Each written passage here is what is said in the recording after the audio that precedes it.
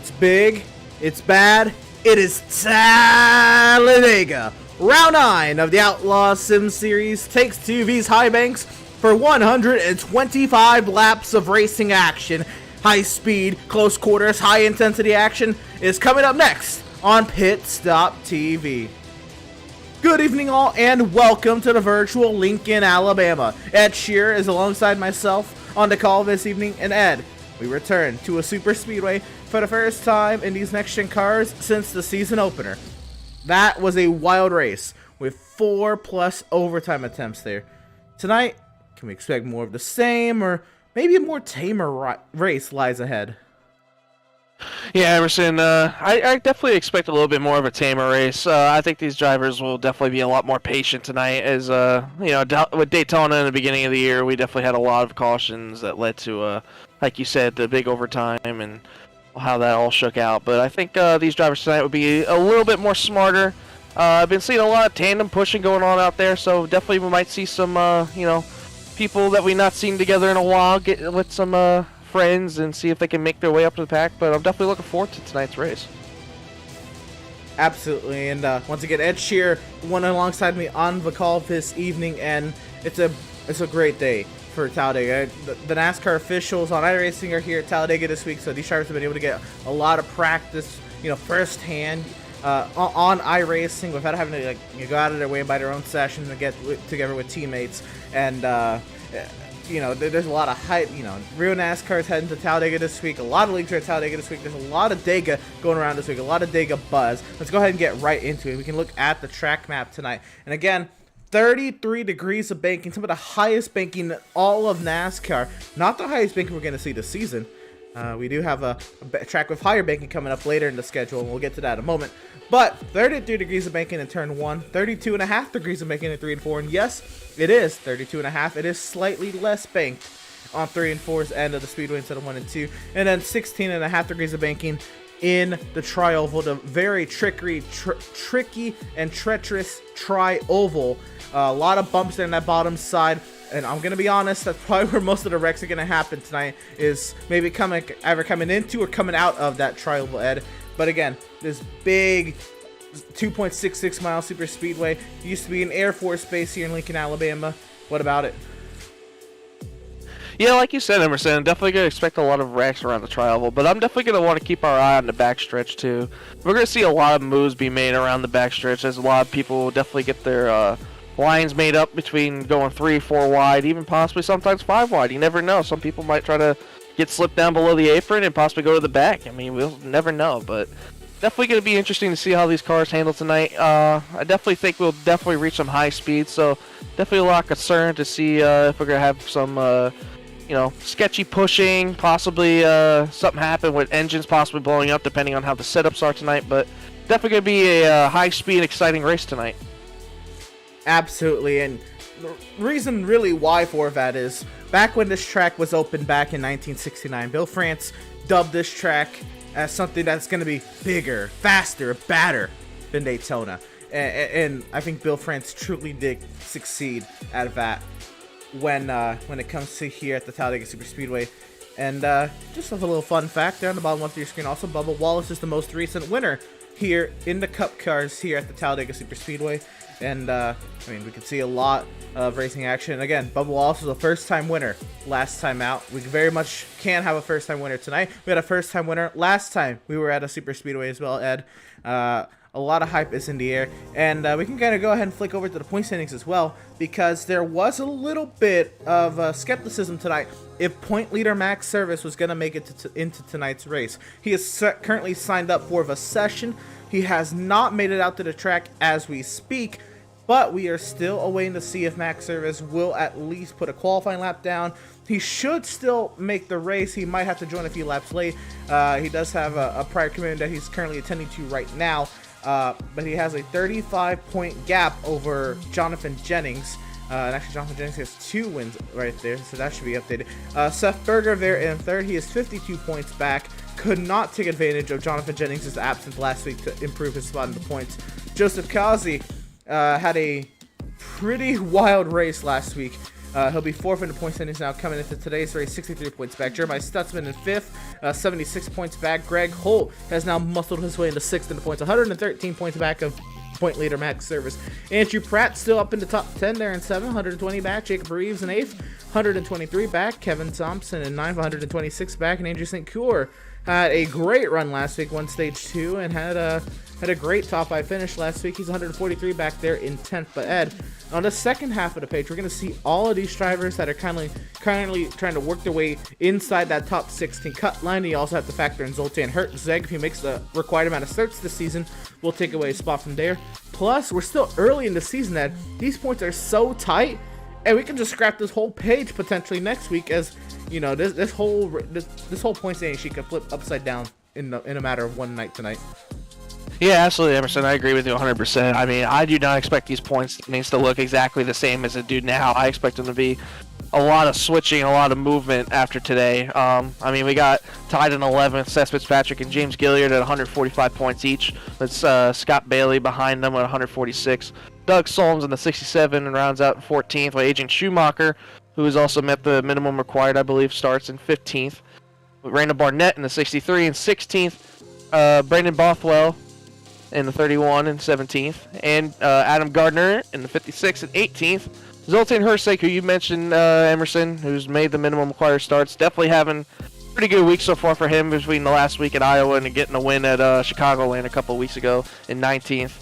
And Eric Peck, who I do not see on the track, in 20th. Right, and so when I say minimum required amount of starts, and I guess that hasn't really been specified, but the rule in the Outlaws Sim Series is, of the regular season, you have to make 75% of the races in the regular season to qualify for the playoffs, along with being in the top 16 in points, you know. And if you win, but you're not in the top 16 in points, but you make 19 of 26 races, you will be allowed to contend for the Outlaws Sim Series Championship. We can kind of go ahead and look at the wild road it's been. We've gone through the gauntlet of races so far. We had the Super Speedway at Daytona that started off the season with that wild race, 4 overtime attempts and a first-time winner in Joshua Land Fox. Then we had north of the border to Canadian Tire. Adrian Schumacher took the dub there.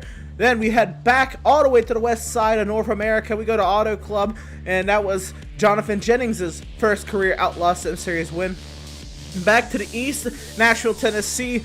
The fairgrounds there in Nashville had Jonathan Jennings' second win, a very dominant performance there. Then the rise of Max Service came at round number 5 at Atlanta, where he took Atlanta on an overtime restart. Then he proved that wasn't a fluke at race 6. He dominated Indianapolis, led 90 of the 120 laps, and he took that win. Then we headed across state borders to Chicagoland Speedway, and Zoltan Hertzeg got his first Outlaw Sim Series win. Then into the cornfields of Iowa, where Max Service did it again for his 3rd win on the season. And now we're here at Talladega tonight. Could we potentially see our 4th first-time winner on the season tonight here at Talladega? We'll have to see. But Ed, the schedule coming up is absolutely phenomenal. Just what's coming up next: Bristol Dirt, Rockingham, Watkins Glen, just to kind of continue this gauntlet-like feel of really being put through the ringer of all sorts of track types. Yeah, I definitely look forward to Bristol Dirt next week. I mean, a lot of unknowns of how these drivers will prepare themselves with the open sets that they come with prepared. Definitely going to be something to look forward with. Again, Rockingham, we never know what's going to happen. And Watkins Glen, of course, a road course. Definitely going to have to keep our eye on the road course ringer, Adrian Schumacher there. He's been dominant at Canadian Tire. Maybe go with the road course sweep maybe in the first little half week or so of the schedule. Then we go to Martinsville in the 13th week. Then we go to Indianapolis Raceway Park. I believe it's another short track. Definitely going to be looking forward to that, back-to-back short tracks. Then we go to Texas, which should be another great little speedway race. IndyCar goes through a good show there, so hopefully the same kind of anticipation we go there with the NextGen cars. Then we go to another super speedway, iRacing Super Speedway. Which definitely should be like what we're going to have tonight at Talladega with the multi-lanes and high speeds. Then we go to New Hampshire and Michigan. Of course, Michigan being somewhat of a super speedway track. Not really, they don't classify it as that, but it definitely acts like it with the racing and all that, but that should be great. Then we go to another dirt track in Eldora, which we have no idea how that's going to turn out, Emerson. I mean, we've never seen the Cup car touch Eldora besides the trucks, so that's definitely a little bit in the air as an unknown. Then we go back to where we started in week 1 with Daytona. Then we go to the bigger question mark in Laguna Seca, which we have no idea how that's going to turn out. That should be another wild one. And we head off to Pocono and Phoenix to catch off the second half of the schedule, running out in Charlotte. And then we look on to that final third of the schedule. Really, this is the money part of the schedule. You got Bristol and Nashville, 2 concrete speed palaces to round out the regular season. Then we start a playoff run, and we have 2 road courses in the first round. Daytona road course. Then we head to the Milwaukee Mile in Wisconsin that races like a road course. Then we have the Charlotte Roval to round out round number 1. Then we will eliminate the bottom 4 drivers in the playoff standings. Then flip it to Lakeland, Florida's USA International. We'll keep it here in the Southeast United States. We'll come back here to the Talladega Superspeedway before heading to Darlington. The track dubbed as Too Tough to Tame, Vanadium Black, will be the second cutoff race of the Outlaws Sim Series playoffs. Eliminate the bottom 4. We'll keep it down here in the Southeast United States. We'll go Homestead at round 33, Atlanta at round 34, North Wilkesboro at round 35. Eliminate the bottom 4. We'll have 4 championship contenders left. We'll set them up to Richmond, Virginia. They will compete for 300 laps for the season finale. The championship and the season finale at the Richmond Raceway. Cannot wait to see how everything plays out here in this Outlaws Sim Series season. Now, Ed, we are here at Talladega Superspeedway to practice. It has already been chaotic, as you'd expect. So many big packs of cars out there, and that's great because we do have about, I think, 5 or 6 new drivers just coming into tonight's race. And I do want to now spotlight this driver to number 81, Max Service, is here. He is on the track. Our point leader has made it to tonight's race.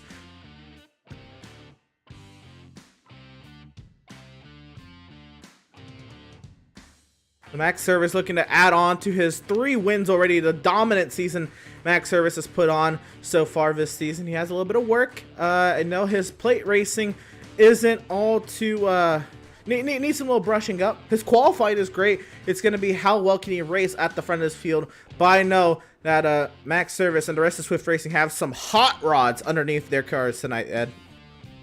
Yeah, I mean, you and me know personally Max well, and we helped him out a little bit this week. We, he came to us for a little bit of advice on how to get better at these super speedway tracks between me and you, Emerson. So definitely look for Max to hopefully take some of those lessons that we showed him a little bit and see how he prevails tonight. I know he definitely has a good piece behind that Chevy, so we'll see what happens. But I'm not looking at this practice board right now and picking any one of these top 10s. I feel like it's going to be any single person. You can't make a pick tonight. It's all up in the air. It could be it could just be anybody in the blue. It could be the 95 of Devin Smith. It could be the 69 of John Mickey. It could be anybody. I mean, there's no favorites. There's nothing. I mean, maybe Las Vegas maybe throws a little bit of odds in that, but you can't come into this race and think, oh, I'm the clear favorite. I'm going to lead every single lap and be out here without a scratch. You never know what's going to happen at these super speedway tracks ever when you show up to Talladega. Absolutely, there is no clear way of really figuring it out. And now there is somebody I have been waiting to hopefully talk to, and we're going to go ahead and try to bring him on up right now. This is driver of the number 12, Andrew St. Court. Andrew, how you doing, bud? Doing good. How are you, Emerson? We're doing all right. So last week, it was a wild race at that. We wanted to get you after your Stage 2 victory, and then, of course, that race really kind of droned on, got some late race stuff, and then you were still up there in the top 5. How important of a run was that for you to get up there, lead laps at Iowa, and, show, even though it was up there, I think, on tire strategy, to show that you could still run with the big boys, and, you're 10th in points. That must have been a great confidence boost. Yeah, well, that was the idea. I knew with the way the tire strategy was going to fall, that I should be able to make my way up in that second stage, try to get a top 2, top 3 sort of thing. And then I also knew that there was a few cars behind me that had even fresher tires, that if I could hold a stage win or stop top couple, I suspected I would lose that, and I did pretty quick. But anyway, it was good to lead some laps, and obviously get the stage win and help the standings for sure. And now another thing, I think that was really cool to see. I think for the first time in a long time, you and Max were able to go toe to toe for the race lead. How cool was that? Was there a little bit of a smile on your face when all that was happening? I know y'all both came into the league together and all that jazz. What was that like for you to be battling Max like side by side for so many laps? Well, I don't know how competitive I was with Max, but at the end of the day, it was a lot of fun. I definitely enjoyed that. I wish I could have held on to a podium at the end, and there was a couple factors there that prevented that, and definitely some of it being my own doing and making some poor decisions. But anyway, I was still pleased with the overall outcome. I mean, like I said, just a second ago, I definitely helped the overall points, right, moving up into the top 10. And I was actually making the comment earlier to my team that that's the first time I've been in the top 10 in 3 seasons. So I'm pretty pumped about that. And, hopefully tonight we can continue that run. And, obviously these plate tracks are a bit of a crapshoot. Not a bit of a crapshoot. They are a crapshoot. And, we'll see what happens, right? But anyway, I'm looking forward to it and trying to keep that 10th place or better. We'll see about stage. Not too sure if we're going to go for stage tonight or not. We'll kind of wait and see how we qualify and kind of get a feel of the racing, I guess, as it's going. Move it along before we decide whether we're really going to go for any stage points or not. We might decide to run around at the back for a while. I know Daytona, we ran up front for quite a bit of it, and we fared out pretty good, but not sure about tonight. We'll have to see. Right, so as far as Talladega and plate racing is concerned, I think you and Twisted Axle put on a great show. Y'all put your names on the map with that run y'all had in the season opener to Daytona. And then you yourself, round 9 in Outlaws Season 1 was Daytona, and you were able to put that bad boy on pole. Granted, that was fixed setup, and we're in open setups now, and it's really dependent on what kind of hot rod you brought to the track. But all that kind of put together, you got some great team backing, and you got some own speed. You got some speed yourself. Do you think maybe if you could put that bad boy on pole, or do you think you can put that bad boy on pole, and do you think you can keep it up there if that does happen? Yeah, I do think, I think hit a lot of practice qualifying. Definitely think I can get it up there. Now I don't know. I mean, the chances of getting pole here tonight there's going to be a lot of competitive drivers out there going for it, and I know they're going to be fast. So, not sure legitimately have a shot, but I'm definitely going to go for it. So, right on. Well, Andrew, wishing you the best in tonight's race. Once again, congratulations on a great run last week. And again, how cool it was for you to get that stage win, and then you and Max to race it out together for a bit there and all of that. But now you're looking forward to Talladega. Best luck to you and your team. And hopefully we'll talk to you a little bit later, man. Thanks, guys. Talk to you later.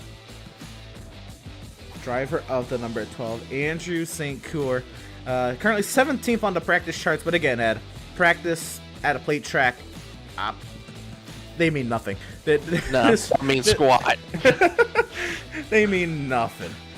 But if you're looking at the practice charts, or is anybody maybe just have your eye on kind of coming into tonight that you might want to get a few words in with before we get going here? I mean, I have to. I just loved how he spoke last week. If we can, let's try to get the 22 Jacob Reeves, see if he has a chance to talk real quick. Sure. Let's go ahead and try to bring him on up. This is the driver who came into Daytona with really the feel-good story.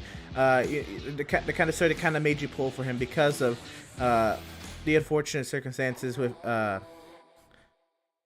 his unborn kid before the season started. He didn't even know the gender yet. That's why he's running a baby blue and pink car.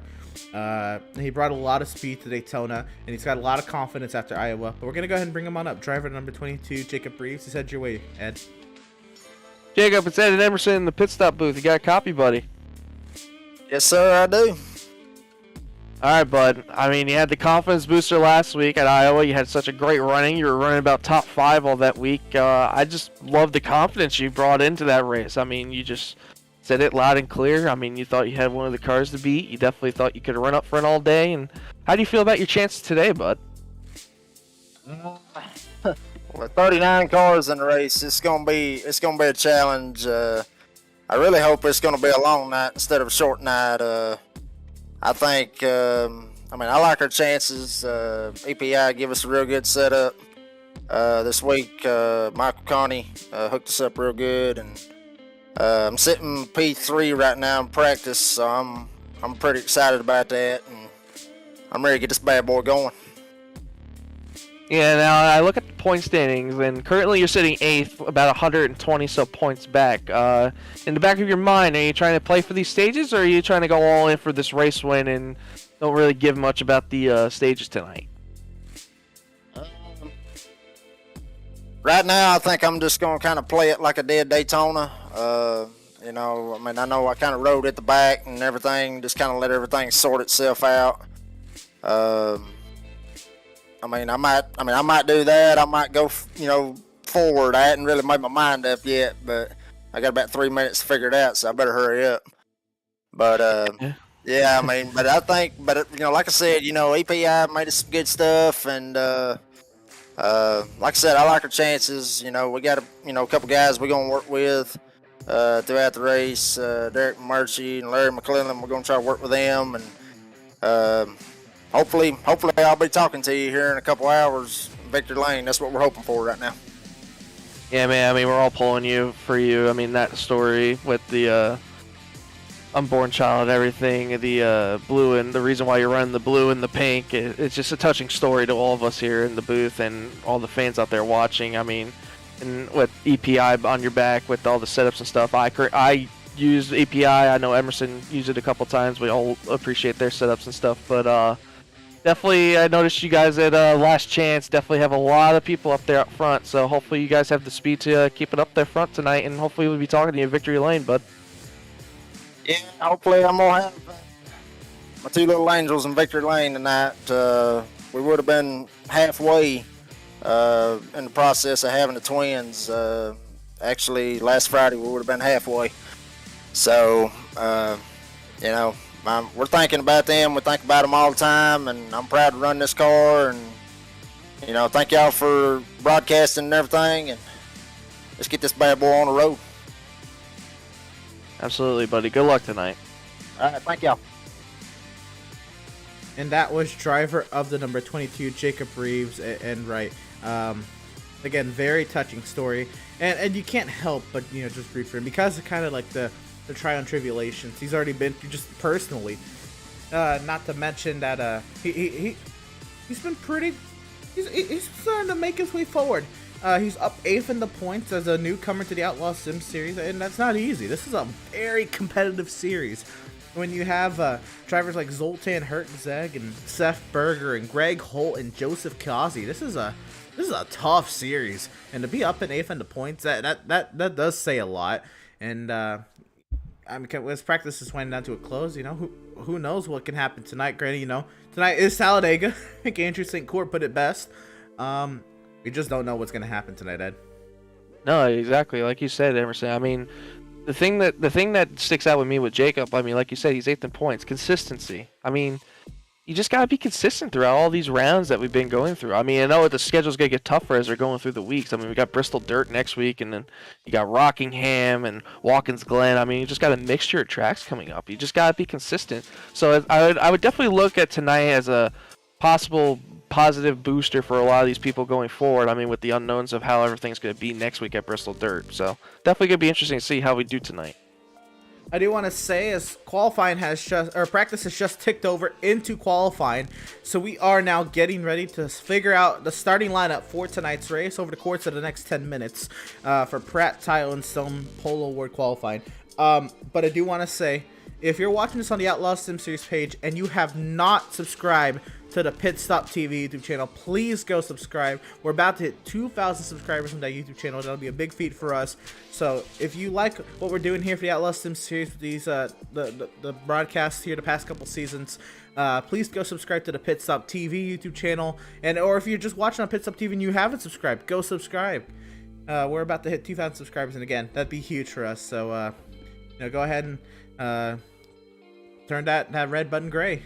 But here we go into qualifying now, looking for drivers to head out onto the track. Looks like one of the early takers is James Gilliard. So James Gilliard, he's one of those drivers who's always aggressive at these plate tracks. And I want to say maybe it's more or less controlled aggression. But he's always a driver who wants to get to the front and he wants to stay there. And certainly he's going to try to do that. We're going to maybe go ahead and ride on board with him here to see how he approaches this. I know a lot of drivers on their opening lap are going to ride up by the wall, but I know also some drivers who feel maybe that first lap is faster just because, you know, that's where you have the most fuel in the car. And we'll see what happens here as he's running at 179 down into turn number 1.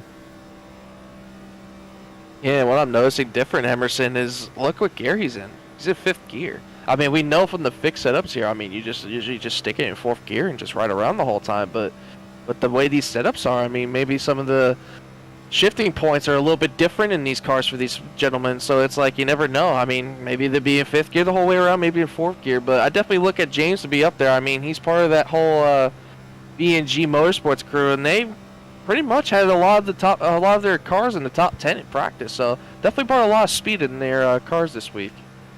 Absolutely. You cannot look past the B&G guys for a great run tonight. And again, some firepower like Zoltan Herczeg, Brad Bothwell, Rob Gianni. There's a lot of good guys around James Gilliard, who he's no slouch himself. He goes top of the charts on his first lap around. We'll see what happens as the qualifying session kind of goes over. Want to look at Season 1 Talladega winner Garrett Velzy in the number 48 in that beautiful fictional Loser Pros number 48 Chevrolet, and Garrett really trying to see how this bad boy gets up speed. He's also in 5th gear. You can see on the telemetry there on the bottom right hand corner, and a little bit of a blink there. Hopefully he's able to keep it in the session. But again, Garrett Velzy, he has a little bit of momentum on his side. If you're talking about Talladega, in Talladega only, he has won here in the Outlaws Sim Series. Well, and not many drivers have. Yeah, like you mentioned, Emerson, I mean, he won here previously, so definitely bringing a little bit of experience on what he knows what he needs to do. Is a little bit more of a blink out here. Well, he's all the way by the wall. What? Ah, it's interesting. Oh, now he's just going to park it. That's 7th quickest for Garrett Velzy. How about league owner Adam Gardner here in the number 56? He's still looking for his first Outlaw Sim Series win. What better place to do it than here at the big bad Talladega Super Speedway. Adam Gardner painting that yellow line here to complete his first timed lap. That first lap will put him 6th quickest. And we're going to actually go ahead and bring on up time and scoring. So you'll be able to see qualifying happens as it goes. Somebody who has yet to see victory lane this season, I'm shocked about it, is the defending series champion, Greg Holt. Yeah, he's probably a little bit disappointed after last week. I mean, he definitely showed he had a dominant car at Iowa. I mean, he led a bunch of laps. It's just certain timings and the shifting of lane choice definitely played a lot in the factor of how his car was. So definitely looking for a little bit of redemption here this week for Greg Holt. So Greg Holt is on his first timed lap, and he's running up by that wall. Now, of course, you want to run as high as you can.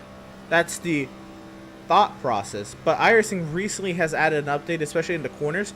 If you're on right next to that wall, it's almost like it's side drafts. It kind of slows you down. So you want to be a little off the wall, and now he dives down to the bottom. He uses the hill to tri-oval, and he's going to go ahead and start his timed lap here. You want to get yourself a nice entry here into turn 1, and then keep that wheel nice and steady. Yeah, I don't know if you noticed, Emerson, but we kind of have a tie for the pole right now. Devin Smith and James Gilliard are both ran the same exact times, as now Jonathan Jennings jumps all the way up there. And all right, well, man, there goes my spiel. Yeah, that was short-lived, but that's pretty crazy that Devin Smith and James Gilliard, man. Oh, wow. Wow. A tie. A straight-up tie-in. Right now, they're still second. And at that, the time was a 53.748. Max Service has now gone second quickest. And we'll see what he can do on his third lap. Seth Berger is also out on the track as well. on the second lap. We're going to watch the rest of Greg Holt's lap, then we'll go ahead and switch to them. Yeah, Greg coming through the travel here. Definitely carrying a lot more speed than I've seen with a lot of people. He's running about 179, 180 miles an hour. Definitely going down a little bit here. See where he goes. He goes a 53.9. That puts him P10 currently. Quickest. How crazy is it, Emerson, that currently right now P1 and P2 in standings are currently first and second? How about it?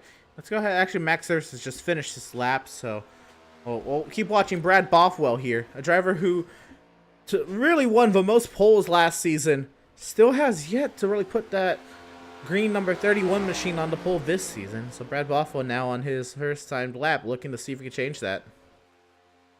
Yeah, he definitely looks really comfortable right now. I mean, I'm not seeing a lot of movement of that 31 going through the corners right now. I mean, he's got that thing painted.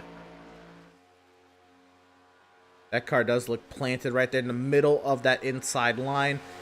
And again, if you're new to plate track qualifying, Daytona Talladega qualifying, the shortest way around the track is the fastest way around the track when you're wide open. Julio Villalobos goes ahead in 6th and 2nd quickest, but still 3/100ths off Jonathan Jennings. So look at how many people are 3/100ths off of Jennings. My goodness. Yeah, Jennings put down a smoker of a lap, man. Absolutely. I mean, wow. The fact that he's now goes 6th. Great lap. I mean, like you said, Emerson, for all those new people out there that are watching and want to understand about Talladega and what you need to do to be better, that yellow line is your best friend. Nobody can go below that yellow line unless they're just, really desperate to get by you. But that yellow line is always going to be your best friend. Never, it's out of bounds tonight, without a doubt. Yeah, and it's out of bounds, so definitely going to be everyone's best friend tonight as we see Jeremiah Stutzman making his lap going down the back straight with a nicer looking paint scheme this week. Different for the 71. Auto Trader car. Oh, man, I love those cars this week. Man, smoking. It's been a while since I've really. I mean, that's a lot of blue in a race car, and I'm not opposed to it. Nice little orange stripe on the side, a little bit of white stripe to kind of add into it. Anyway, here comes the orange that gets you. I think it's the orange that gets you. You are a big orange fan. I love orange on anything really. Stutzman across the line. Where will that put him? He stays P11 quickest. And he actually went slower that time. He ran an 8:14, which was his better lap. That lap was an 8:55. So he works his third lap on board Rob Gianni in a Home Depot machine. Oh, you love to see it. Now here's an orange car.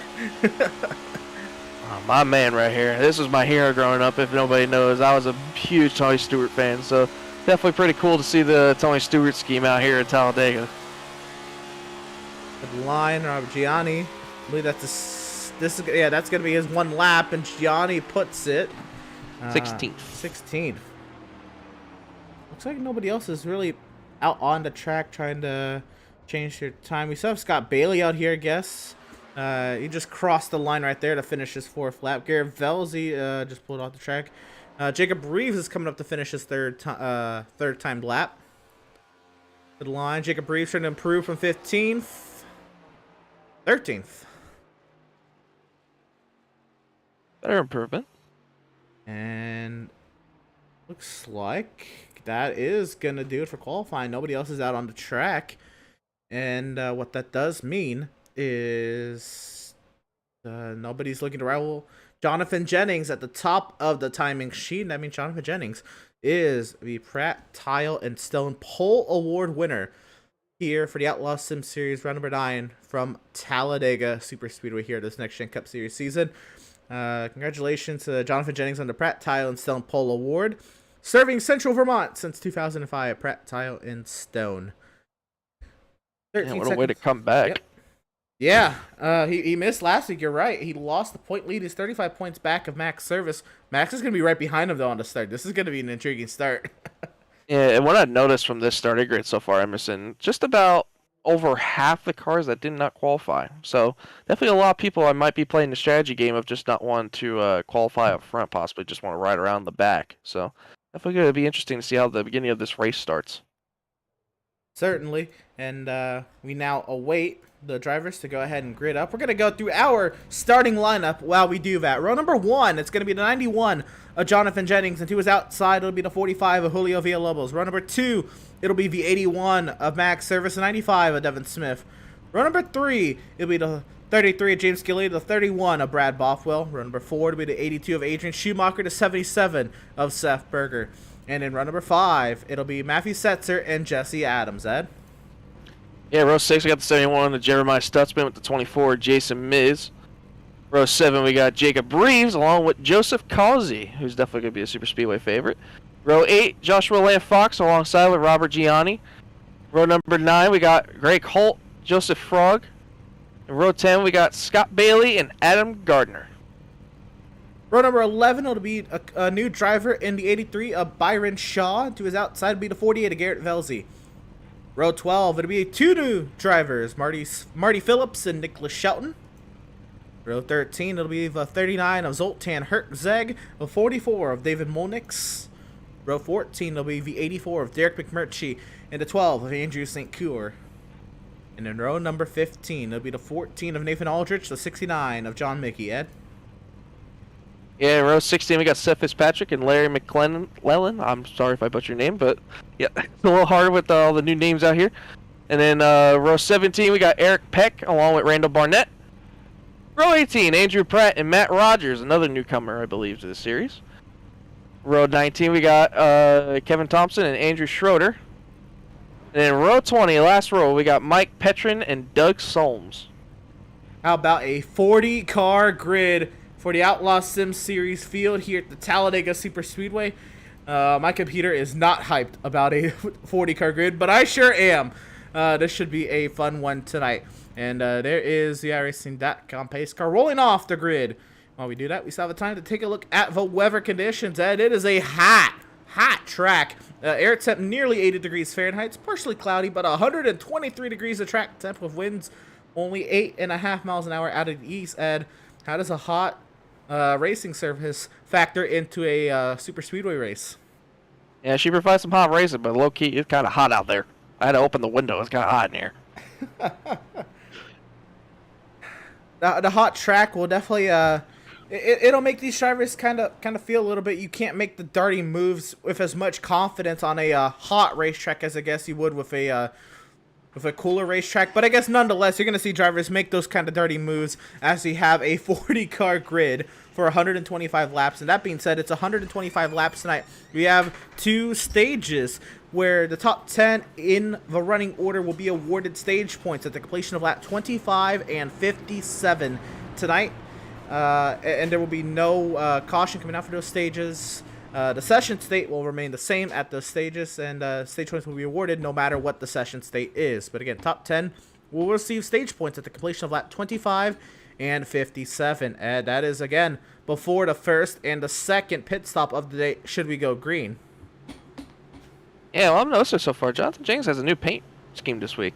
Didn't notice it. I was looking to see where he was, and I'm like, oh, he's got a new paint this week. So definitely a new look for the 91 when he comes back. So nice to see him back out here. I know he took the week off last week at Iowa, but pretty nice little welcome back to get on the pole here. You know, get that little bit of momentum going, and you know, definitely excited here. I mean, we're coming to the green flag here. I'm excited. I know you're excited, Emerson. We're about to go super speedway races, man. I'm pumped. Absolutely, and the Outlaws Sim Series is definitely the series that does it right when it comes to this type of racing. Super Speedway Racing in the Outlaws Sim Series is about to get at it once again. VIRacing.com saved vehicle will make that high-speed left-hand turn into the safety of pit lane. The field in the hands of Jonathan Jennings, and we come to the grudgingly slow 60 miles an hour as we await the green lights and Jonathan Jennings to control the field for this green flag start. Still waiting for that green flag to drop. And it is green from Talladega.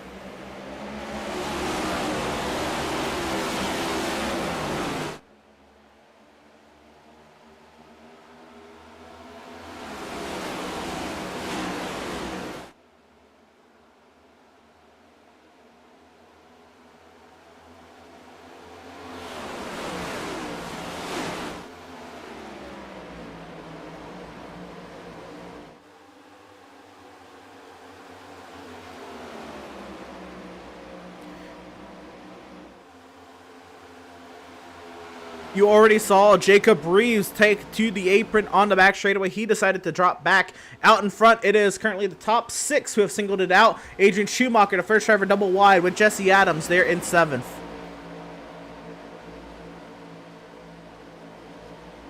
And we got a lot of movement going on back here. I mean, the leader of that outside lane so far is the 95 of Devin Smith, along with the 55 of Jesse Adams, with the 24 Jason Miz behind him. So maybe they're going to try to get something going here as they're starting to get a little bit more formed up on this outside line. Definitely seeing a lot of patience so far from these drivers. A lot of people backing out to get out in the back and definitely make some riding out decisions. But so far, so good so far from these drivers. It has been right on board with Devin Smith as he looks forward at his competition. Look at his run he's getting now as everybody's going to, on that bottom side, they're going to check up into turn 3. In this outside lane, that's really their time to shine, is on corner entry. Because if you're on that outside line, you're able to run a little bit more wide open. You're able to kind of get that run as everybody has to kind of check up and bobble to not hit each other on that inside lane. Yeah, I'm noticing behind Adrian Schumacher and the 31 of Brad Bothwell, there's a lot of separation on this bottom lane. So that top is definitely formed up a lot more better than this back half of the single file line on the bottom. So definitely going to see a lot of momentum going forward as Zoltan Hersey puts down the fastest lap. Probably going to see a lot of that changing today. So definitely interested to see how this outside lane prevails here as they're getting alongside here. They're going to try to get the side draft going from the 31. That outside lane now really starting to move as we look back out in front. You can see just how much progress that outside lane has made as they work up on the front of the field. Julio Villalobos, Max Service still 2nd and 3rd, but Devin Smith really starting to close up there. He's now looking to the outside of Seth Berger, who's there at 5th car on the inside lane.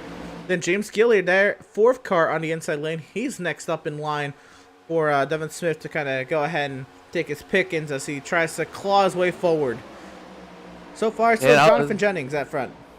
Yeah, and I was interested to see back here, Emerson. The 39 of Zoltan Hersey was looking to make this 3rd line go. I'm like, oh boy, we're really going to make this 3 wide already. But I think he's just looking to see what's going on with this outside lane. But really surprised to see how much momentum this outside's carrying. I mean, the 55 is not really all tucked up behind the 95 of Devin Smith. And if anybody out there in the booth knows that how this outside lane gets most of its momentum is from that back car pushing the front car. So it's not really a lot going on in connection between the 55 and the 95. So I think it's just from how many cars compared to that bottom lane and how much they're trying to build runs to compare to the bottom with all the checkups. Definitely nice to see the 95 trying to get forward here.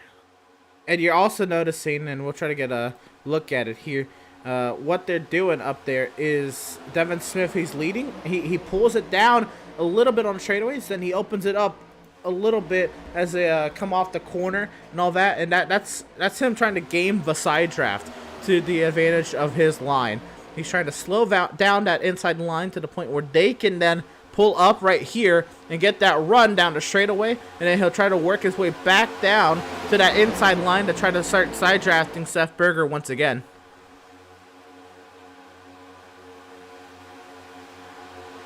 Yeah, I mean, he's just doing really smart moves right now. I mean, not a lot of excessive pushing here going on. I haven't really seen actually much pushing, to be honest. I think a lot of these drivers are just being patient right now. I mean, you never know how much you want to boil the temps. You don't know how the setup's going to be behind tucked in someone. I saw a lot of practice going on with a lot of tandem stuff, so it's definitely going to be interesting to see if we see how aggressive these drivers will get as we get closer to the end of stage 1 at lap 25. Right, and here comes that outside lane now. Looks like they pulled up a little bit now on Seth.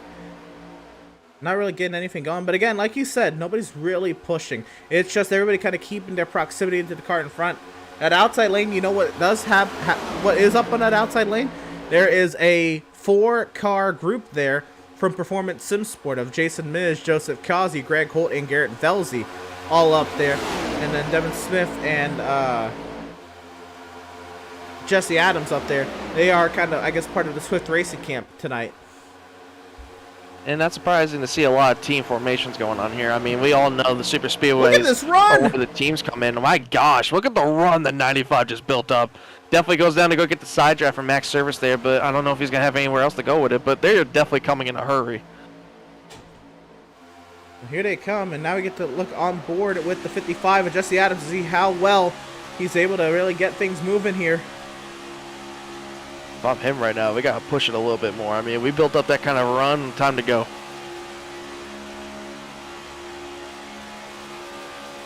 Now Villalobos, you can see Villalobos on the left side of the screen really pushing Jennings. Villalobos understands it is time to go if he wants to keep that advantage on the bottom lane.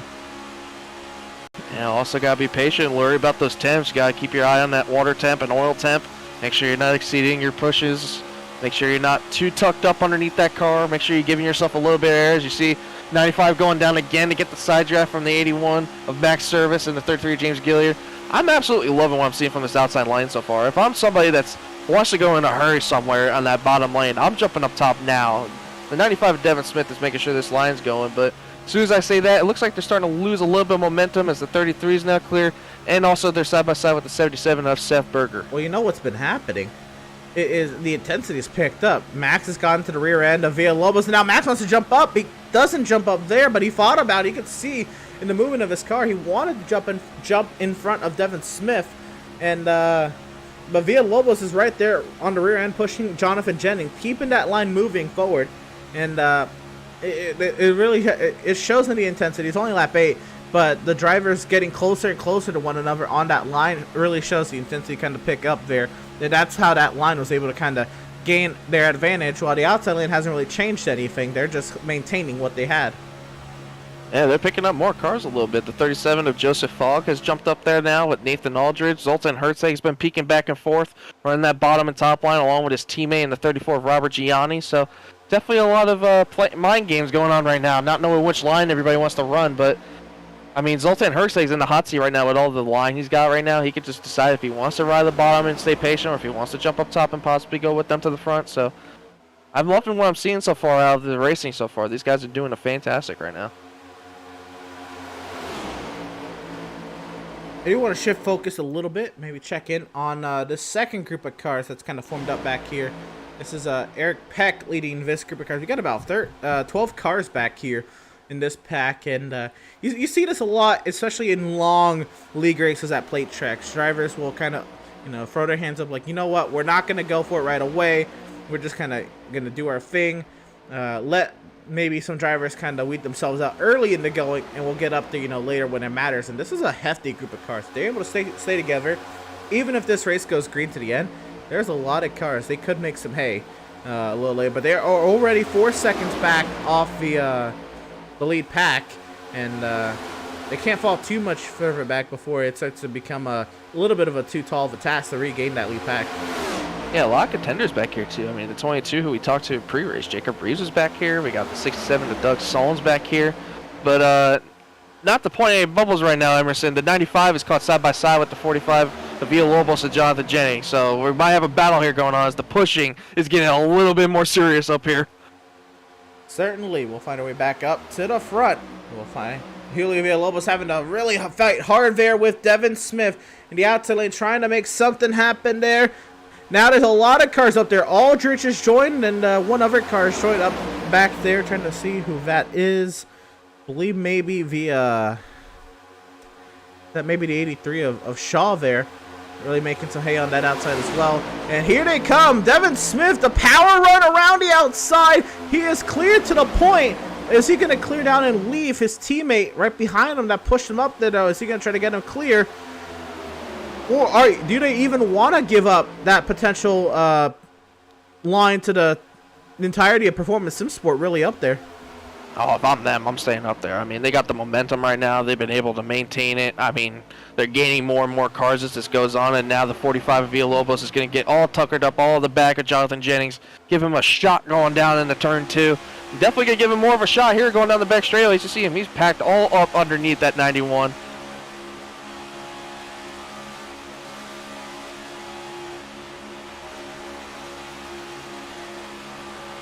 And Villalobos, a great push in the back end of Jonathan Jennings, and Max Service gets up there to assist, and that's how these NextGen cars, that's how this package works, Ed. You kind of mentioned it earlier. The first 2 cars, obviously can dictate the pace of a line, but that third car is really what dictates the pace of the entire line. That third car being glued close enough to that second car to keep that second car glued to the lead car moves the line. Yeah, and they're getting up on a lap car. That's a 71 of Jeremiah Stutzman. So something must have happened to him on the start. He is all by his lonesome. So they're going to eat him up here in a little bit. He more than likely started from the pit lane. That is something Stutzman likes to do here at these plate tracks. And more often than not, he actually ends up he does end up falling a lap down, and then has to find his way back on the lead lap via Lucky Dog. Now, last time we were at in the Daytona season opener, there's quite a few cautions. That really wasn't, I guess, too difficult of a call. And this move from Jason Miz, ascended up the inside of the 55, and now to the inside of the 95. What a run! I think that was a plan right there. I mean, all of his teammates were ready and organized to do that. I think that was a plan to bail on the 95 and 55. Wow, what a move by the 24. Daniel Molnix goes fastest, and Joseph Kiasi has stayed glued. Villalobos has a little bit of a bobble there out of turn 2. Max has got to stay committed to the 45 if they want to beat out here. Performance this one. Now Max trying to jump up in front of Jason Miz. Are they going to take that? Miz will file in behind Max, and there's the lapped car. Jeremiah Stutzman. They're going to go 3 wide at the front of this field. Yeah, what a move by the 81 and Max Service getting in front of that 24. Getting a huge shot going down the tri-oval. New leader at Talladega as the 24 looks to go outside. Oh boy, that was going to be bad. And the 81 will clear down in front of the 91, Jonathan Jennings. New leader at Talladega. Points leader, Max Service. Max Service now looks to hold that top spot. And Max Service, I know the rocket ship he's got under his car. It is a good one. Just running in a couple A opens this week. That is a bad, fast car. It can lead a line, but can it outdo an entire team like Performance Sim Sport on that outside lane? Max Service doing what he can now. Jonathan Jennings, he's a reliable pusher there on the inside lane as well. Villalobos he's going to be aggressive enough to keep the 91 glued to the 81. This inside lane's got a lot going for him, but that outside lane, when you got Joseph Kazi and Greg Holt up there, Jason Miz, who's won one of these super speedway races before, that is a lot of good drivers up on that top side. Yeah, that 88 just gave the 24 a huge shot going down the back straight. He's going to get tucked up against him again in the 24. These Performance Sim Sport cars might have something up the rest of the field sleeve. I mean, the kind of push I just saw Kazi give the 24, that's something you don't want to see early. And the fact that he was able to just stay steady with him and give him that kind of a shot, I would not be surprised if the 24 gets the lead down here going down the back straightaway. Side by side down the back straightaway. Jason Miz now has the advantage, but they're going to have to wait a while to clear their entire team down to the bottom side of the racetrack. Jennings peeking out from Max, from the rear end of Max. Doesn't really do much with it. And now Jason Miz to the point. Joseph Kazi cleared a second. It looks like they're going to maybe try to get Greg Holt cleared as well. Yeah, and I talked to Joseph Kazi last night before the race. I asked him, I'm like, what kind of car do you think you're going to have for today's race, bud? And he's like, hey, man, we got a little bit of surprise for the field. We did a lot of tweaking and practice and stuff. We definitely have something up our sleeves. So I definitely see what he means. These Performance Sim guys have something up their sleeves against the whole field. What a start so far for these fellas. And it is imperative. We have seen it before. Once Performance Sim Sport takes the lead of the race, takes control of the race, they control the race. The race is effectively over for anybody that's not a Performance Sim Sport member. This is very important for these drivers to regain control of this race, because just of how many people on that team, you can sacrifice a couple of drivers to block a line, and it's happened before. That's how they got Joseph into the next round of the playoffs in season 1, and we've seen it before. We've seen Performance Sim Sport. Jason Miz got his win on the help of teammates, just keeping everybody glued up there. Performance Sim Sport, once they get to the front of this pack, they will control the race. But at the same time, we've seen that with other organizations too. Swift Racing did it last season's Talladega race, and that's how Seth Berger was able to advance onto the championship round. It really, when one team gets out in front, clear out in front, it's almost effectively over for the rest of the field. Yeah, I think Jonathan Jennings just said, okay, Max, we got to try to get something going here, because he will not want to get cleared by these Performance Sims guys. So Jonathan just gave Max a shot going down the back straightaway. Definitely going to keep it a little bit more even with the 88. So a lot of control so far, I would say, out of these Performance Sim guys. The 24, Jason Miz out leading with Kazi, Greg Holt.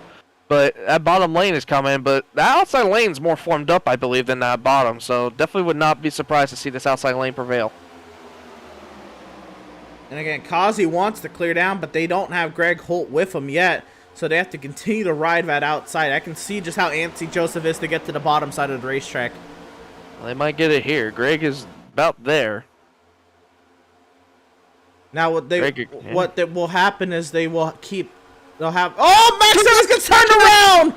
Brad Bothwell involved in many cars into the wall. Massive wreck on the back straightaway. That is the big one. Oh no. And no fast repairs. That is going to do in a lot of people. Yeah, our front 2 points leaders, the 91 and 81 involved. It looked like back from there, Emerson, it just looked like Jonathan was just not squared up enough with the 81 to give him a square push. And that's what started the whole... Oh, man. Wow. This early, too. Wow. Try to see if we can get the replay going here.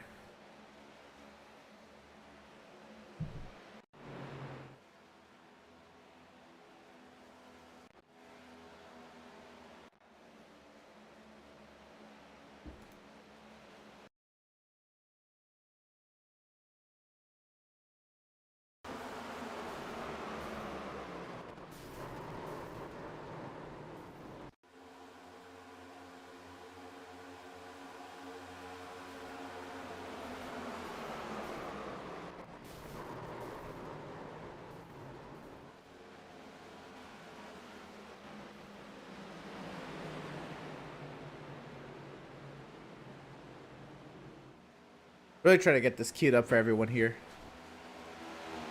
One moment. I will say this definitely benefits the 71 of Jeremiah Stutzman as he has got the lucky dog. So Jeremiah will be back on the lead lap. So his strategy did prevail for him. All right. So it looks like we have it here. We can kind of slow it down and try to see just what happened. Obviously, it looked like just a bad push to Max's rear end. We'll get to kind of see it all unfold here. Yeah, so the 81 moves down a tad bit to get on the yellow. I don't think Jonathan was ready for that and wanted to give him the push more square when he was before, and just tough timing for both of them. It's just rough. So unfortunate for the rest of the field that was in that. Wow, and the 95, I believe, of Devin Smith, who got shuffled back earlier. Oh, A lot of good cars taken out in this wreck. A lot of cars made it through it. I gotta say, it looks like about 20 or so cars were able to shoot through all the smoke, so it's not. It didn't look as big. We had a wreck on pit road just now. I think we're good though.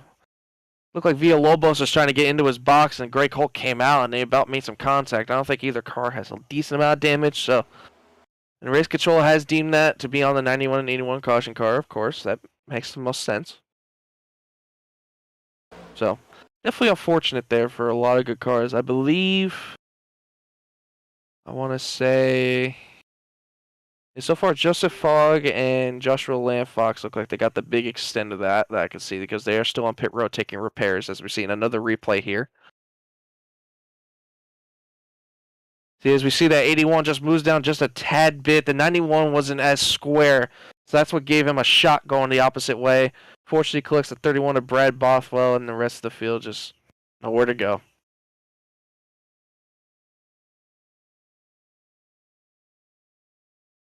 A car shooting across the track at those kinds of speeds, it's not going to be good for many people. Setzer's involved, Bothwell, Aldrich. Looks like Velzy's involved. A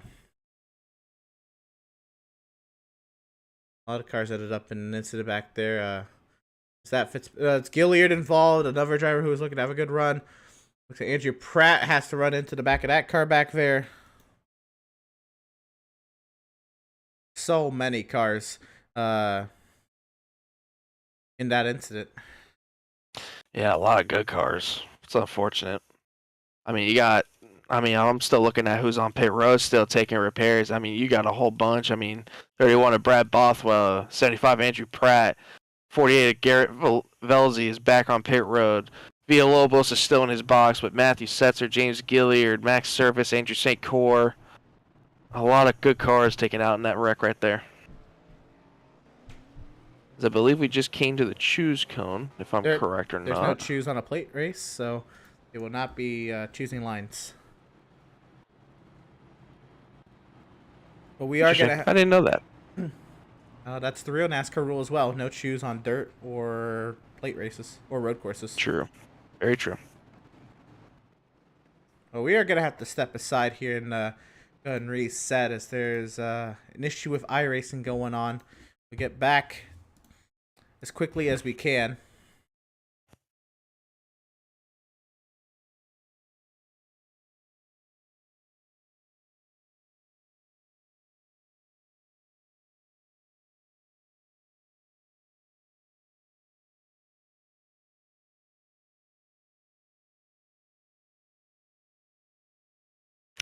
Yeah, so we have currently in first place Joseph Causey in the 88. There, Greg Holt is in second, along with his teammates at Jason Miz. Seth Berger, Burger Nation in P4, along with his teammate Adrian Schumacher in fifth. Devin Smith, who came back after getting shuffled out earlier, in P6, with Zoltan Herseg in P7, with Adam Gardner in P8, Scott Bailey in P9, Marty Phillips rounds out the top 10, with Jesse Adams, Derek McMurtry, Daniel Molnix, and Eric Peck, and Doug Solms rounding out the top 15. As still a lot of cars on pit road from that previous wreck. Villalobos has came back out with some damage, along with Velzy. Kevin Thompson's out there with no damage. I believe he's the only one that made it through, I want to say. So definitely a lot of cars that were wrecked in that. Brian Shaw is back out there. Brad Bothwell, Andrew Pratt, Matt Setzer, James Gilliard, who I believe has parked it for the night. Yep, as James Gilliard has definitely taken it to the garage for the rest of the night. Matt Service, Andrew St. Cyr, Joshua Landfox is back out there, but he is 2 laps down. And Joseph Fogg is still on pit road 2 laps down. So we have 31 cars in the lead lap as they're coming to the start-finish line now.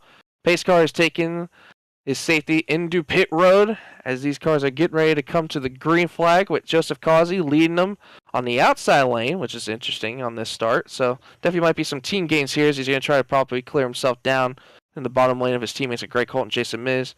As we are getting ready in the middle of the tri-oval coming to the green flag.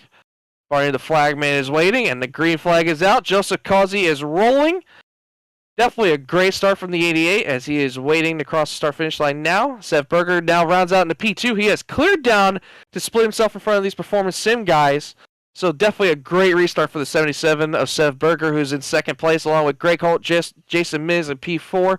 As we got a little bit of a battle going on in the back here, I believe, between Devin Smith, who is now in P5, with the 56 leading Adam Gardner in that outside lane with the 39 Zoltan Herseg, but the 95 is making a power move the outside of the 24. Jason Miz trying to pick up the 56, trying to get them down the back straight. As Adam Gardner's going to split them.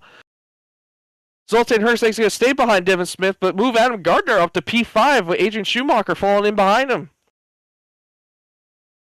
As we still have Joseph Causey leading the way, coming down the front straightaway to take lap 24. We got 2 laps to go in the stage.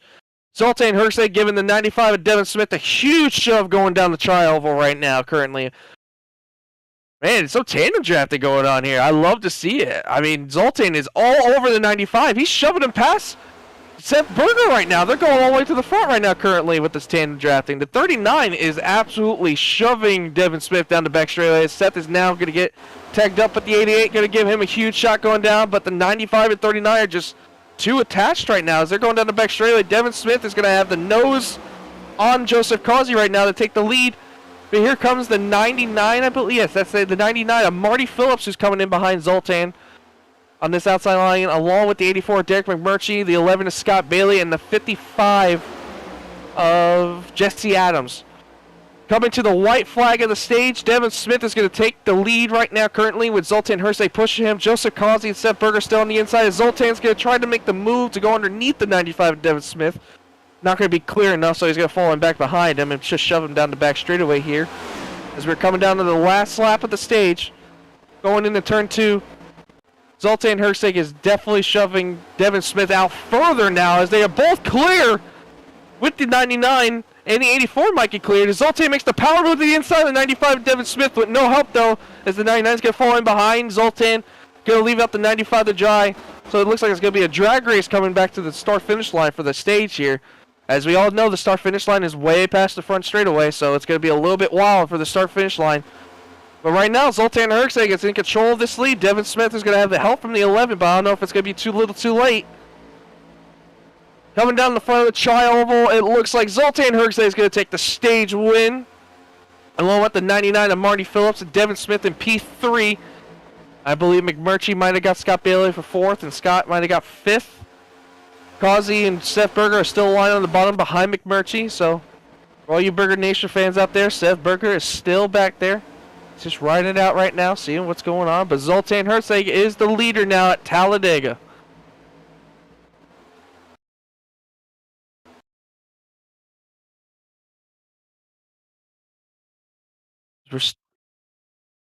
As we're still watching on, the 95 is still getting the help from the 11 of Scott Bailey, as the 55 has got shoved out of line in the 3rd lane with Adrian Schumacher. Greg Holt is now coming out, and now Joseph Causey jumps out from the bottom lane to pick up Devin Smith. So it's new Scott Bailey. Oh, look at contact! It was close! Devin Smith made contact with the 88. It's going to shove Devin Smith out of line. New outside leader and Joseph Causey, with Zoltan Hergze leading his bottom lane and the leader of the race. Still Zoltan Hergze, but Scott Bailey is now going to be the one pushing Joseph Causey along with Joseph's teammate, the 3 of Greg Holt. But now here comes the 56 of Adam Gardner on this bottom lane, along with the 16 of Eric Peck. So, get a little bit more antsier here coming down to this, as the 11 is giving the 88 a huge shot going down the end of the back straightaway, going into turn 3.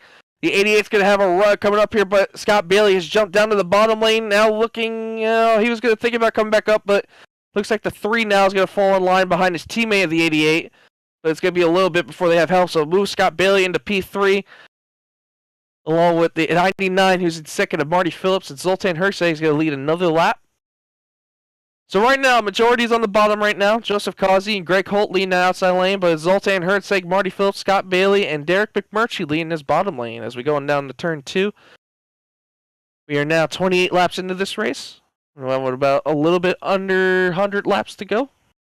So, going down the back straightaway, nothing really going on much here. Zoltan Hergze still leading out front. Definitely interested to see how these cars are handling right now, because we see the 3 of Greg Holt all over the back of Joseph Causey, giving him a shove, as we have Performance Sim teammates once again. The 24, the 3, and the 88 all lined up on the outside lane. Going to try to make the move to go to the front again. Zoltan Hergze still has the 99 of, Marty Phillips, still tucked in behind him, along with Scott Bailey and now Derek McMurtry and Seth Berger. But right now, the outside lane is still coming, as they are now into turn 1, going in. 88 of Joseph Causey, who's leading the outside lane, is side by side with Scott Bailey for P3, with help from behind from Greg Holt and his teammate Jason Miz. And now the 95 is back into this with Devin Smith. So how about this? The second time Devin Smith's been shuffled out of line and now magically reappears back up into the front of the pack. So very interesting racing going on here towards the end of stage 1, as we're now into stage 2. Just coming around to turn 3. Joseph Causey again is going to have the run. Definitely a better run this time. He might get side by side with the 39 for the lead here. He's just about clear of the 99, but he's not going to come down because he's with his teammates currently. As we have the lap car there going by of the 81 of Max Service, who's back on track after damage repairs. Now, new leader at Talladega, the 88, Joseph Causey, is out front currently.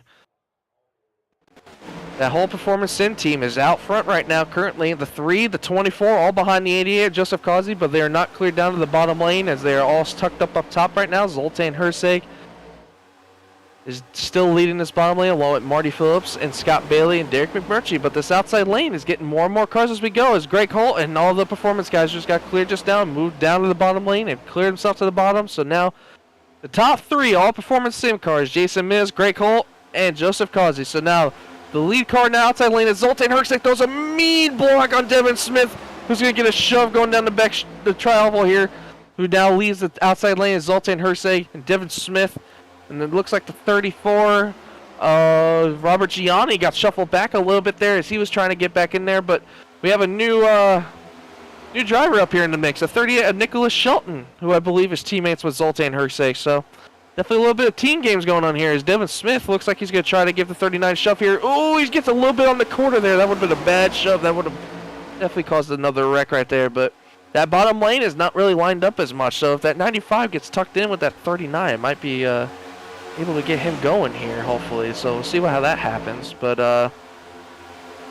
right now that bottom lane is not really all tacked up right now. It's right now just a 4, maybe 5 car pile away right now, as The 11 is the last car in that, and the 84 and 77 of Seth Berger are a little bit further back, but it looks like as soon as I say that, the 84 and 77 and the 56 of Adam Gardner all get a run to close up back to that bottom line, and the outside lane is now just slowly but surely falling off pace a little bit, as it looks like we might be going to a single file race here, but I would not count out this outside lane to form back up again. I mean, they've been making runs, so I would definitely not be surprised to see them start making moves again as the 34 makes a run on the bottom lane. I would not be surprised to see him try to make a team game here with his teammate, the 39. But as soon as I say that, the 95 gets lined up with the 39, gives him a shove going into turn 3. Right now, Zoltan Hersek, who's leading the outside lane, is going to be side by side currently with the 77 of Seth Berger. Looks like McMurtry's thinking about possibly jumping up, but he looks like he's going to stay in close contact with Seth Berger on the bottom lane. So right now, still up front, there's the Performance Sim teammates of Joseph Causey, Greg Holt, Jason Miz. 1, 2, 3, with Marty Phillips in 4th, Scott Bailey in 5th, with McMurtry and Zoltan Hersek battling out for 6th and 7th. Seth Berger rounds out 8th with Devin Smith in 9th, and Adam Gardner rounds out your top 10 currently at Talladega. As once again, Something going up on the back straightaway, Zoltan Hersek and Devin Smith. The group of cars really now pulling away from the rest of the outside lane, trying to make something happen way up by the outside wall, but it's the Performance Sim Sport cars really lined up at the front of this field. Marty Phillips, though, looking to try to spoil this party a little bit. He's got McMurtry with him. Will they be able to make a move? Will they have to make some sort of alliance with another team to maybe get dethroned the Performance Sim Sport driver to the front of this field? as a 38's going to go 3 wide and bail on the 95 of Devin Smith to get lined up with his teammates. So it might be a little bit of team games there to get bailed out with his teammates there. So it's a little bit of an interesting move right there. If I were them, I would have just stayed lined up. I mean, the more they lose cars, the more they're going to lose ground on this front pack. So a little bit of interesting strategy there from those teammates. As soon as I say that, though, they get lined up and are neck and neck with each other going down the back straightaway with the 38 giving a huge shove to the 39 at Zoltan Hersek. Yeah, my apologies. I thought that was Devin Smith. That is Nicholas Shelton, new driver to the series on that outside lane. Scott Bailey has moved his way up inside the top 5. They're on that number 11. It's a new number 11, a black and orange number 11 for Scott Bailey to. And oh, Nicholas Shelton gets rid of Zoltan Hersek. Okay, maybe they're not teammates. Well, they are. Well, I thought maybe. No, well, you know, I don't know. I don't know. I wouldn't have done that if I was a teammate right now. No, that's not a teammate. They just have numbers right next to each other. That was interesting. That was an interesting move right there. I mean, I guess he wants to lead. Maybe the 39 a better pusher. Interesting strategy there. I wonder if there was any communication about that. Maybe somebody decided it was best one way or another to do that. I don't know, but the 39 is giving a huge shove now. They're going by the 77 and the 84 going into turn 3 or 4. Maybe even getting by the 11. Oh my gosh. Zoltan Hersek is all over the 38 right now. You know, Zoltan Hersek is a very aggressive plate race. Look at this push! Oh my goodness! Okay, maybe that was the right call. Maybe letting him push. Oh my goodness, they have just shot out to the lead right by themselves and even pulling away. They are going! That thing is back. They're gone. We'll see you later. My goodness. Oh my goodness. 600s, 700. We're going to get a 10th here. That's a 10th. That was the move of the race right there. Oh my goodness. What a move. That 39's got some power under that hood. And now, well, here they come. Now what's this we're going to do? Yeah, this is the problem. I mean, you pull out so far. I mean, what are you going to do now when this run comes up? You're going to block it?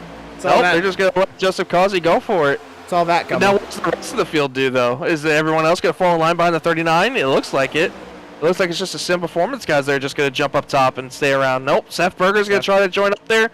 But he might be a lonely man up there. Yeah, he's going to have to do some side drafting here, I think, if he's going to want to stay in it. It looks like the 39 might give him some toes stepping out here a little bit. You know what? Yeah, I don't think the 38 and 39 are content riding behind the Performance Sim Sport guys.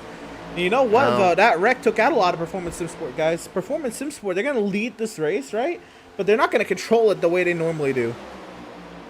And we were talking about Seth Berger jumped out last second at that moment. He's falling back a little bit. He might get some help here from the 34.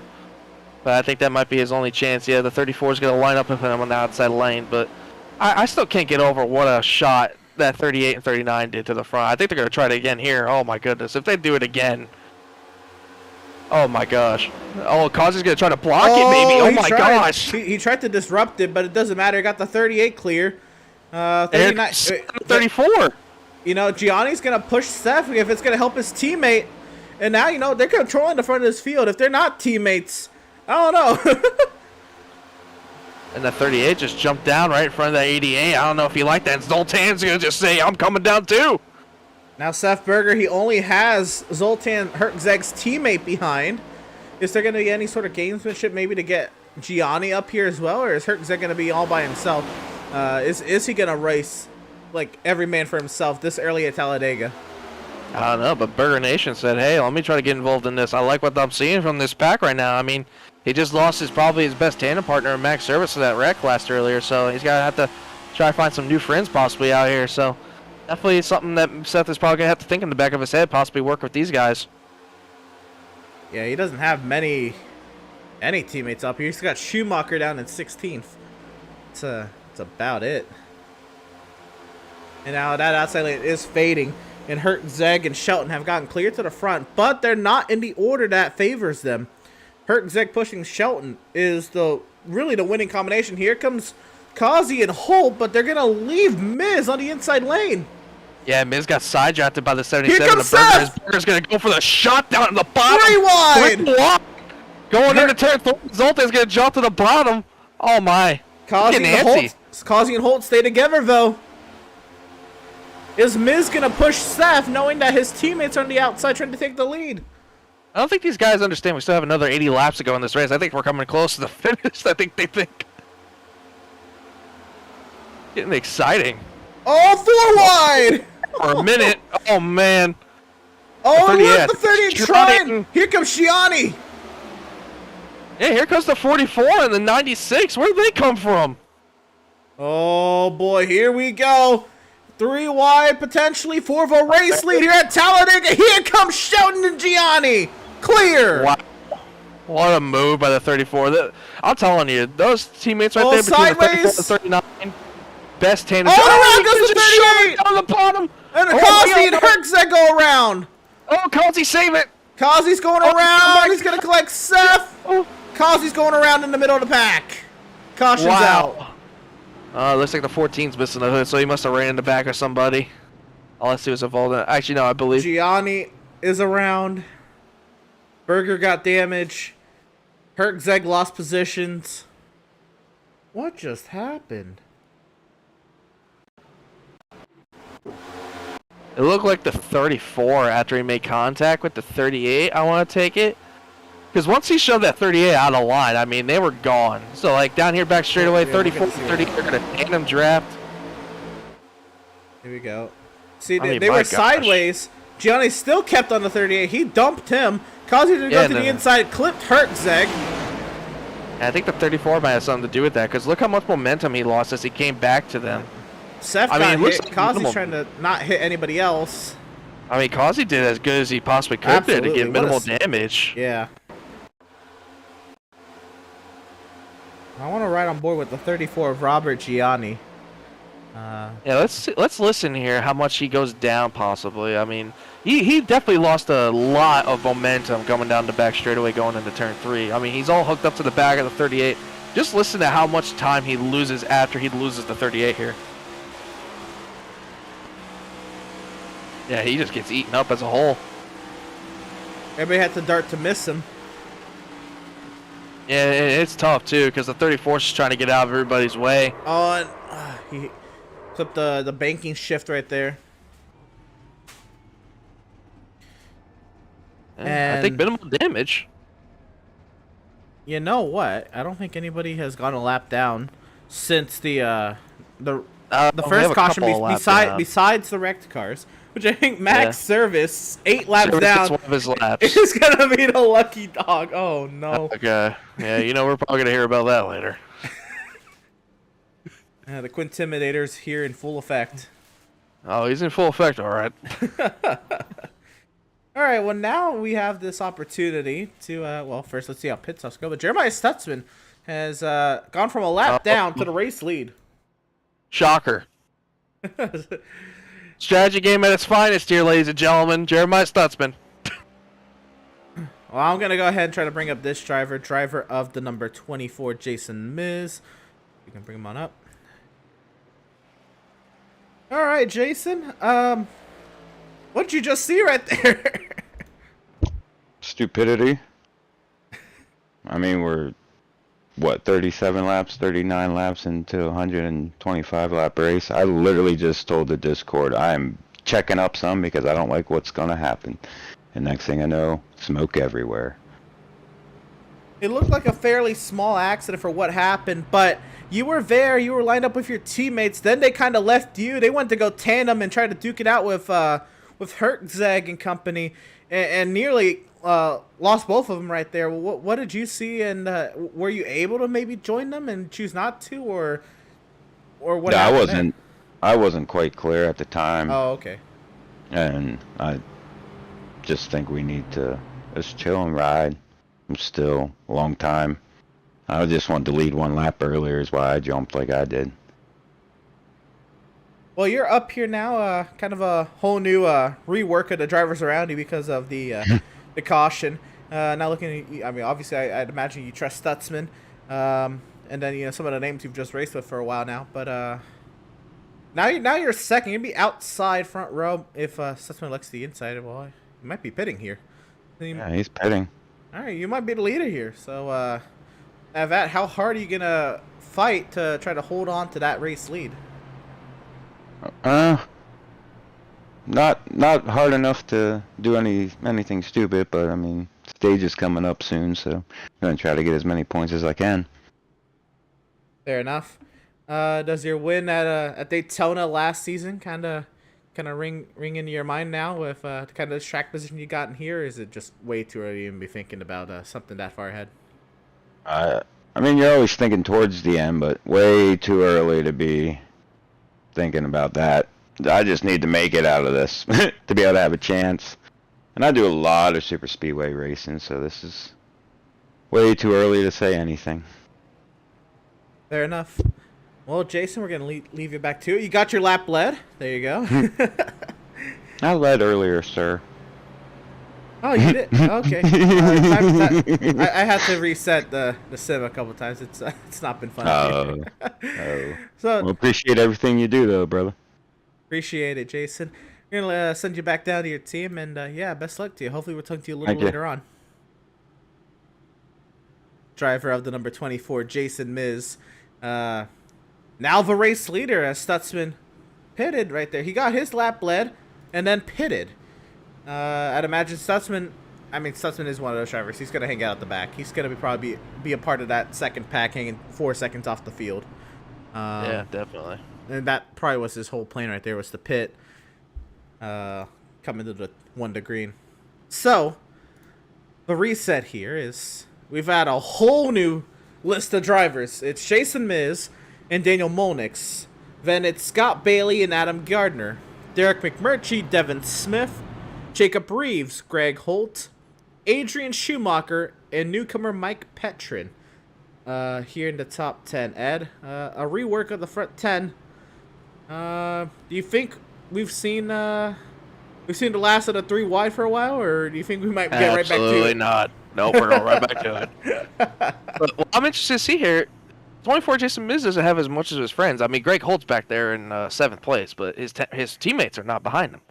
I mean, maybe the 11 of Scott Bailey might work with him here, but as we're getting ready to go green flag, I'm going to be interested to see what kind of games these guys are going to play now. Not a lot of teammates lined up here now in the start-finish. Well, what's going to happen here is there's the iRacing.com safety vehicle finding its safety in the pit lane. We're going to go ahead and go crank it up for the next couple of laps, and we'll let you enjoy the sights and sounds of the sim.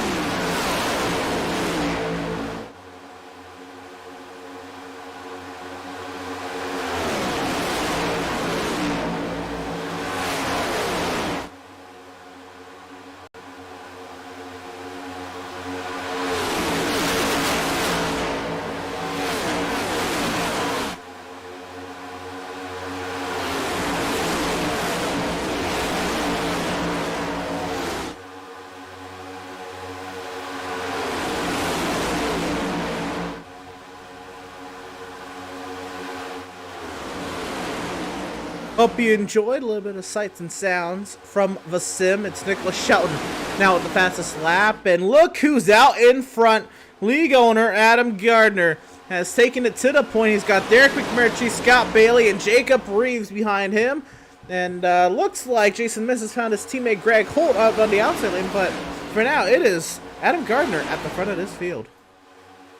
Yeah, I mean, like I said on the restart, it's going to be interesting to see how, like, lack of teammates line up. But it looks like Miz and Greg Holt found each other pretty fine. And I think they picked up one more other friend. They picked up the 67 of Doug Solms and the newcomer in the 41 machine of Mike Petrin. So, interesting to see how this all plays. Doug Solms is part of Twisted Axle. But I think he might have also lost a lot of his teammates in one of the earlier wrecks. So, Solms might be kind of a loner friend for hire, basically. Friend for hire, sure. So we're looking for the 12, the 16, the 21, and the 63, and quite frankly, I throw out the back. Yeah. I think Doug Solms by himself up here. I think he was the only one that's like, hey guys, I'm gonna go out front and hang out, and everyone's like, yeah, I think we're just gonna chill out. We'll see you later. So. I like how Doug's bowling so far. I mean, he's clean. He's got the car clean. Driving up front here, so it's gonna be interesting to see how he does here. His run, Doug Solms and the outside lane gets. Is Solms gonna be able to stick with Holt? Will they allow Solms? Probably not. But Solms is up here and he's mixing it up. And you know what? Solms was just a couple thousand feet away from potentially winning. In the Season 1 playoff race here at Talladega. Got into it with Matthew Setzer, and that allowed Nathan Sylvia to get his first Outlaws Sim Series win. But Doug Solms was oh so close to taking it there. Can he maybe avenge how close he was back in Season 1 with a potential do-over here tonight? Yeah, I mean, hopefully he's having a great run tonight, but I'm looking a little bit further back here, Emerson. I mean, we got Seth Berger back here at 15th, but just behind him, the guy that was involved in the first wreck, Jonathan Jennings. He looks like he's fine. Doesn't look like anything's wrong with his car, so would not be surprised to possibly see him pop up there a little bit later and see him contending for the win, possibly. Looks like he's kind of falling back to find his teammate, the two of Seth Fitzpatrick as well. So he's got some company around him as well. Looks like I think he had his fun in the race lead. Almost got into that wreck, and he says, "All right, well, we're gonna go ahead and take it easy now. Let the lap stick off." I think I heard him over radio comms. I think he was communicating with Seth Berger, so it might be a little bit of team comms going on here between the 77, 91, and the two. Yeah, again, Seth doesn't have too much. He's got Adrian 3 cars in front of him, and that's really about it. Up front, Adam Gardner still holds the lead, and Performance SimSport was not able to take advantage of it.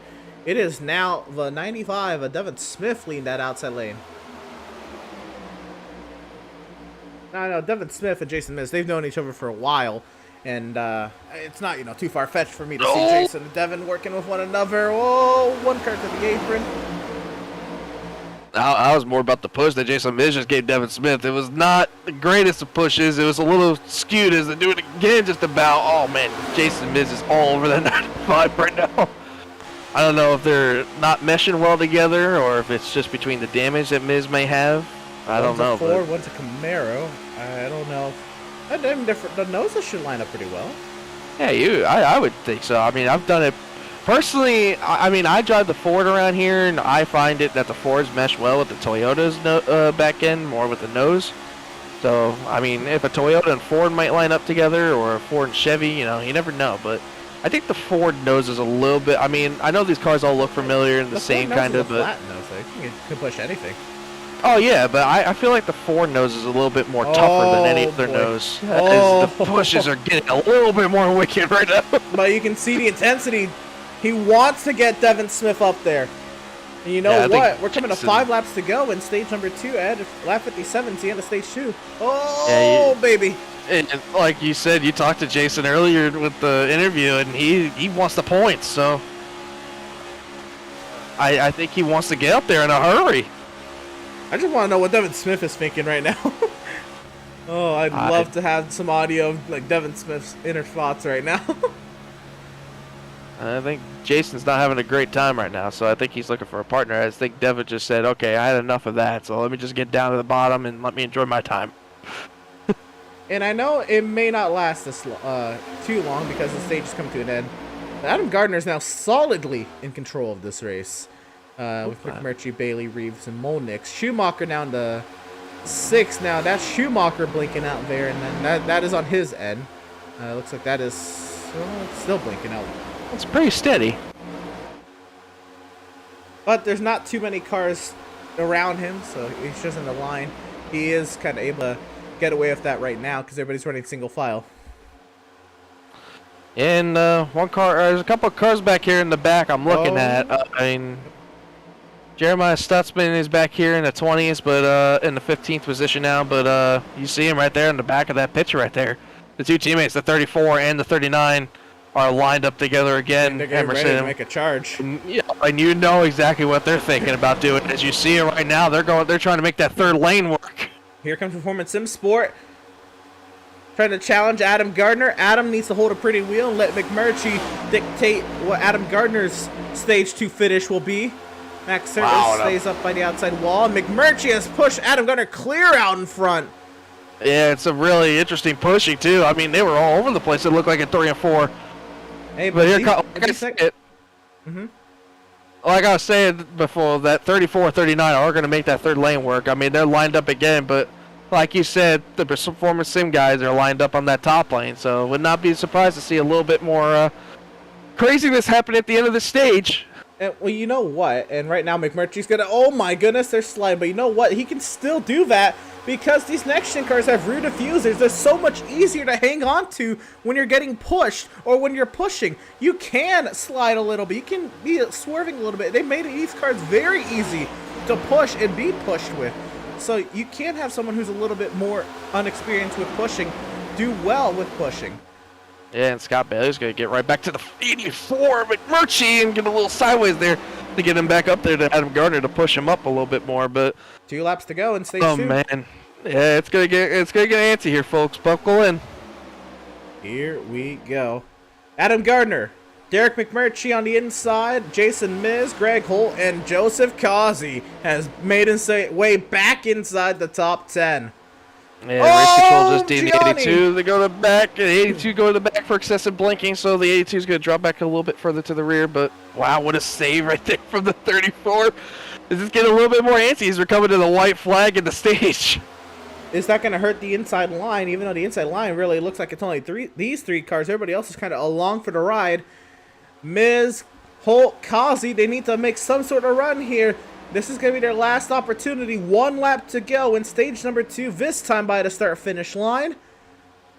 And the 39 and 34 aren't together, so I would not expect them to see them really get together and make a run here. But Hertzeg is making that outside lane look a little bit more stronger, though. They're about even right now between the lines. Here we go, on board of Adam Gardner. Onto the back straightaway for the final time in stage 2. McMurtry's locking onto that 56. Yeah, well, when you mean locked on, I mean he's glued to the back bumper of the 56. Like I said, I mean, these noses just smash up together. I mean, the way that Chevy and Toyota, the way the Chevy nose is with the Toyota back end, I mean, it's just perfect. But, I mean, if anything, this 24 might try to make a run at the end here. Here they come. I mean, Greg Holt's all behind them right now. I don't know if they're going to have enough time to get there, though. Well, coming through the trial, they're not gonna get there, and it's gonna be Adam Gardner winning stage number 2 at Talladega. Jason Miz goes around and collects Greg Holt. I think he collected also Daniel Molnix, I believe, as well. I think I saw him shoot down to the bottom of the track. The caution has come out right at the end of stage 2. He's gonna get himself stuck. And he'll be able to roll down the hill. Let's go ahead and grab a replay and see what just happened to Jason Miz. And I can imagine it was the Performance Sim Sport teammates pushing really hard, trying to get that stage win. Maybe a little too much. Greg Holt through the tri-oval, right on Jason Miz's rear end. Yep, so right there to the 44. Miz hard into the wall. Holt hard into the wall. Oh, another car got involved. 16, I believe. Eric Peck.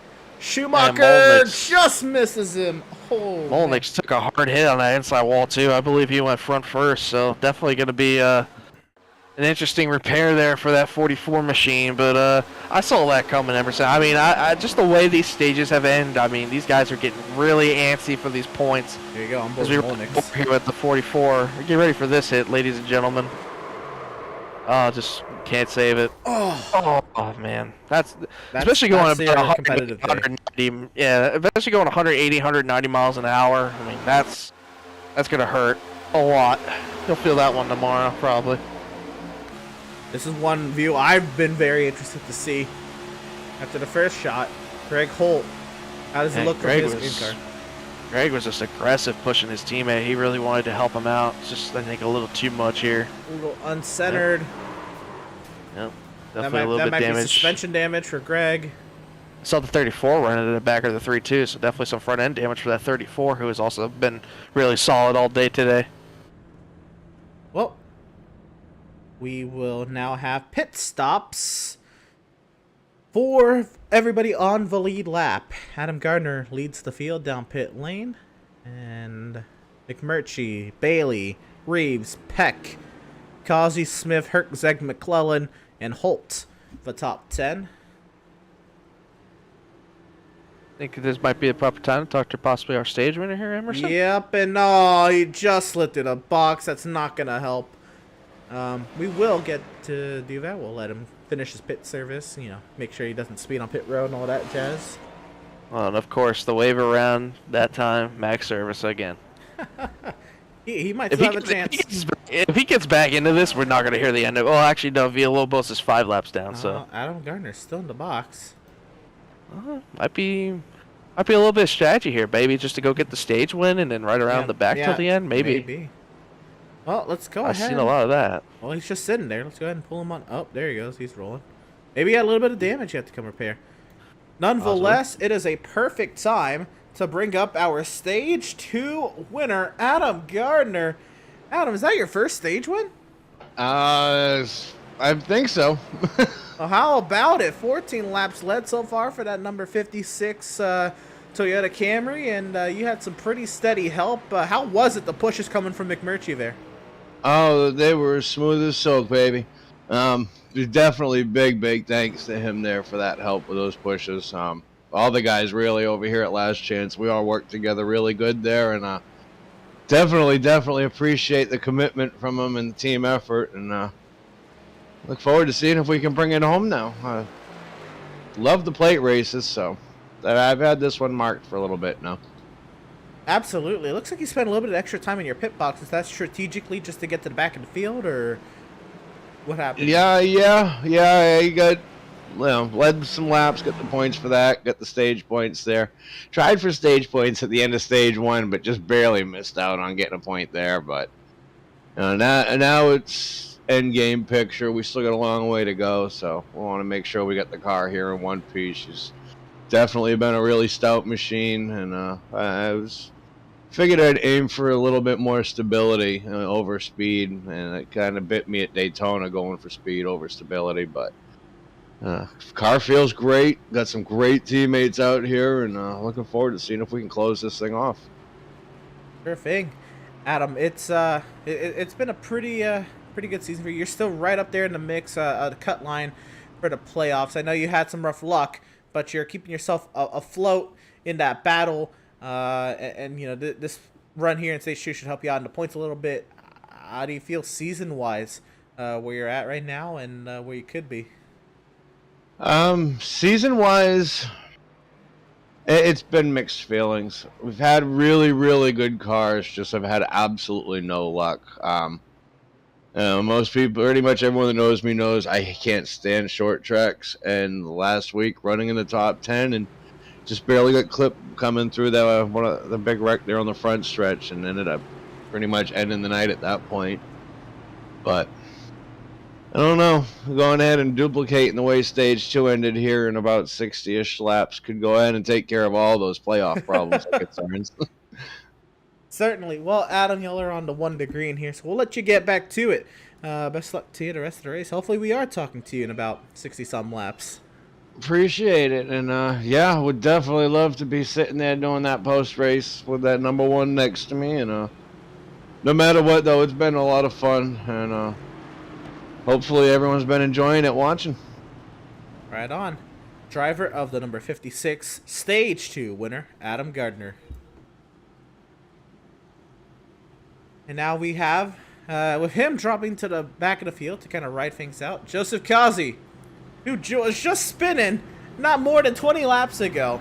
He's your race leader again, and he's got Adrian Schumacher right behind him. You think this is a road course just looking at the running order. Yeah, actually, he has Scott Bailey behind him, actually. Sorry, so it's going to be a little bit of a... Right.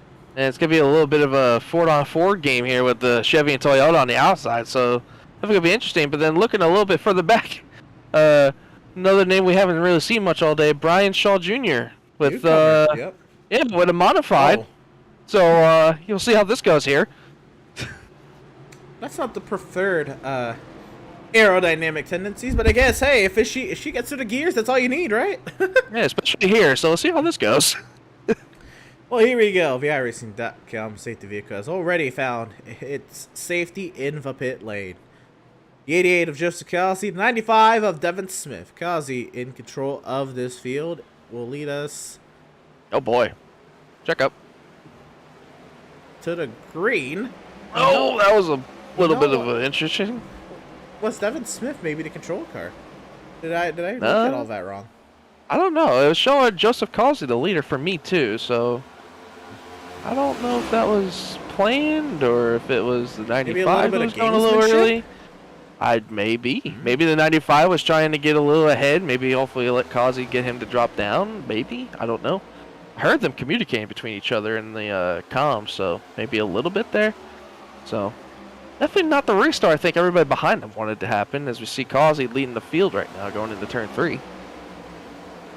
The outside lane has been pretty speedy tonight. Adrian Schumacher is now in a point where he can push. And Adrian Schumacher's first ever Outlaws Sim Series win came at the Daytona International Speedway Oval in a photo finish over Josh McClune by 2/1000ths of a second. Adrian Schumacher would like to get himself another victory. Kind of put himself up in that mix with Service and Jennings, multiple multi-time winners this season. Right now, second car on the outside lane behind Devin Smith. Not really up there pushing, just riding right now. Yeah, and I guess we can confirm the 83 is okay. I mean, he's sticking up there. I mean, he's got no nose, but he's hanging up there with them boys. So, I mean, in the 11, it's just still riding all over the back of the 88. So, I mean, they're getting a little bit aggressive up here up front. So, maybe they're trying to hopefully get single filed and pull away from the pack. Maybe, I don't know. Might be some interesting strategies going on here. I wonder if Seth's going to jump out to the outside lane with Devin Smith, Adrian Schumacher, two teammates potentially to work with here, or Seth just going to be content just trying to ride. For now, it looks like he's just sticking down there, but he does have his two teammates to his outside. Yeah, it's interesting here. And we have a couple of newcomers up here, too. I mean, that 41 Mike Petrin's up here. We got Marty Phillips and the 99 up here. Right. 96 of, actually, no, that's not the newcomer. Matt Rogers been here, so excuse me. Byron Shaw right there. He's right there, fourth car in the inside lane. Yeah. Marty Phillips, third car in the outside lane. Mike Petrin, fifth car in the inside lane. Yeah, good night for these new guys. Way to come into the league and just keep her on there and be running top 10. Led some laps when spinning off the nose, but he's still the lead pack. Great night overall for these guys, as the 39's coming back up here again with his teammate in the 34, but I don't think the 34's going to help him much with that front end damage. Larry McClellan not having the greatest nights. He was actually the driver that hit Jason Miz spinning down the track, not Eric Peck. Larry McClellan was that driver who hit the spinning car. Gotcha. Joseph Kiasi holds the points. And here comes Devin Smith. Devin Smith wants to challenge that. Adrian Schumacher. How about that? Schumacher got his little bit of blinking issues gone there, so good to see him back up here. You and me both know Adrian. He's a really competitive racer. Absolutely. We know him more as the road racer, but this man loves to win any way he can.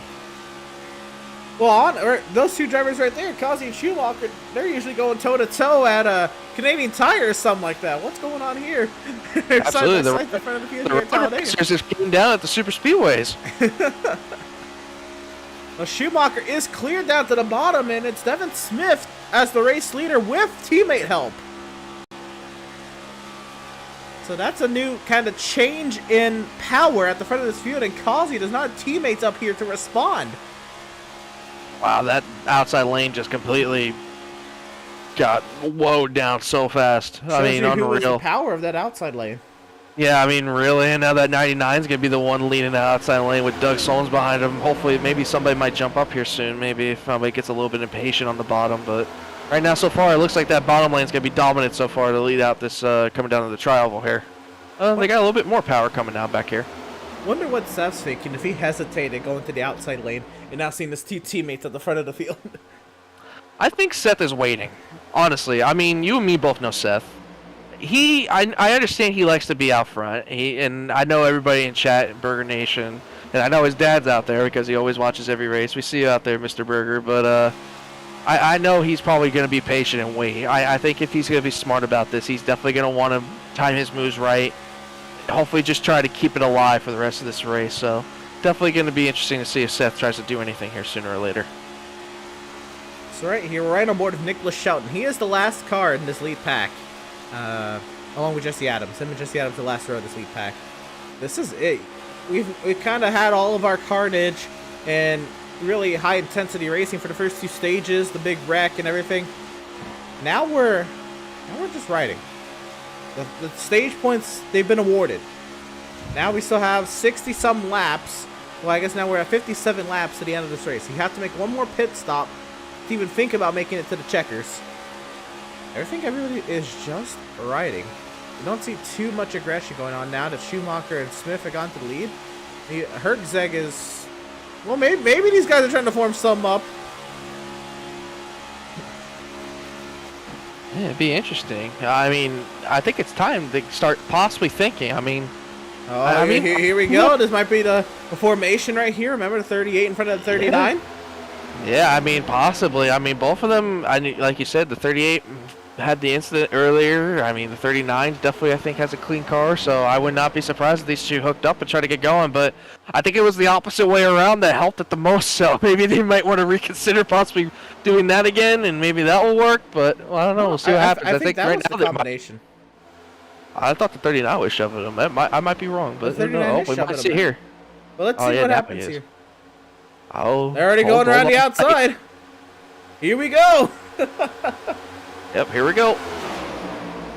And I'm watching their speed chart too. I want to see how fast they're going. About 197 miles an hour. We got telemetry now in the bottom right. Look at him zoom by the inside lane. 5 of 41, 5 of 77, 5 of 83. Nice to see you. How you guys doing? Okay, excuse me. By the 11, by the 88, by the 82. All right, I think we need to try to see. 5 of 95. Holy cow! My goodness.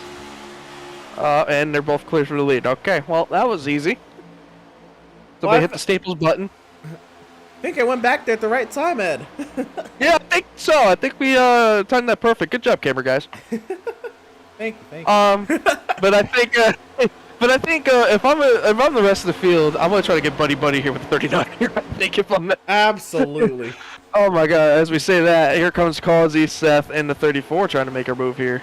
Look at this. Teammates on Tuesday, maybe teammates on Wednesday. They both don't really have too many teammates around them. Yeah, I mean, might as well at this point. Right? Why not? I mean, this could also be practice for what's coming up next Tuesday for these boys and us. Yeah, I know. We got Talladega next week, so hey, we might have to lean on these guys for a little bit of information. Any chance I can get Zoltan Hertzeg to come push me? I don't know, but the 77 just gave the 88 a decent shot. They're coming. So, I mean, they're not as lined up as good as the 38 and 39, but, I mean, they're making their way slowly but surely. So, Zoltan Hertzeg, he's been on here for 10 years. I think he understands this type of racing a lot, and then he's done it just so much. Part of it is dragging the brake just the right amount as the lead car to keep that second car glued to you. But also, the second car could drag the brake a little bit to keep the nose planted to give a more steady push. And I think Zoltan Herzig has mastered that. Seth, I know he's having knee problems last night. We just ran Watkins Glen, and he unfortunately said his ACL was kind of wearing out on him throughout that race. So he's probably not having the best of leg days right now. I know his right foot may be falling asleep, but his left foot's got to be working that brake pedal a little bit to keep that nose planted right behind Joseph. Yeah. And I'm watching both this and the front pack of the 38 and 39. The 95 keeps getting runs and shoving the 39 up to push the 38. So it might be a little bit of a thing going on here between the 95 and the 39. So it's interesting. But Gianni's teammates with the 39, and he's up on that outside lane trying to get something going here. Yeah, I mean, man, now the 95, I mean, they're starting to pull away a little bit. They got a car room gap just between the 95, the 39, and the 8 and the 38. So might be a little bit of a strategy game here. Maybe to possibly try to pull away a little bit. We're going to go gyro cam here so you can see just how banked it is here in these corners. Watch this. And I felt that. So what this gyro cam does is it'll pivot based on the angle of the car to try to keep the camera as straight as possible. And you'll see Joseph Cosby now. He's got a monster, and it's going to come flying by on the outside here. You'll get to see here, this is the camera staying straight and the car rotating around. That's what it seems like, the car rotating around the camera. But really, it's the camera rotating to stay with level. And that's really cool. You can see now we're going to stay here for the tri-oval. Even the tri-oval's got a little bit of banking. Look at that. Yeah. And now Joseph Cosby and Seth Berger, here they come. Yeah, I mean, I was watching him while we were on board with inside the 82, and it's just the 77's trying as hard as he can to push that 88 out front. It's just every time they do. Get with him. Yeah, they need a little bit of help because with this draft package and how these next-gen cars are, the 77 can get lined up at the 88 perfect. Like right now, they're lined up back together with the back of each other. But the 34 needs to be that kind of person that's just tucked up underneath the 77 enough to where when he gets off of Kazi, he can be able to get right back to him. Like, you can't keep that much of an air bubble, basically. It's just going to be harder for that guy to push the front man to get back up there. As I say that, 34 lays off a little bit more back, so Seth is probably getting a little bit frustrated now. He probably understands it at this rate that he needs a little bit more help. I think they're probably hoping for some more cars eventually to jump up there and help him out here. Unfortunately, I don't think that's going to happen, at least before a round of green flag pit stops. Maybe we see here, I mean, Schumacher's still down the bottom side. I mean, Seth could try to get him to join him up top, maybe.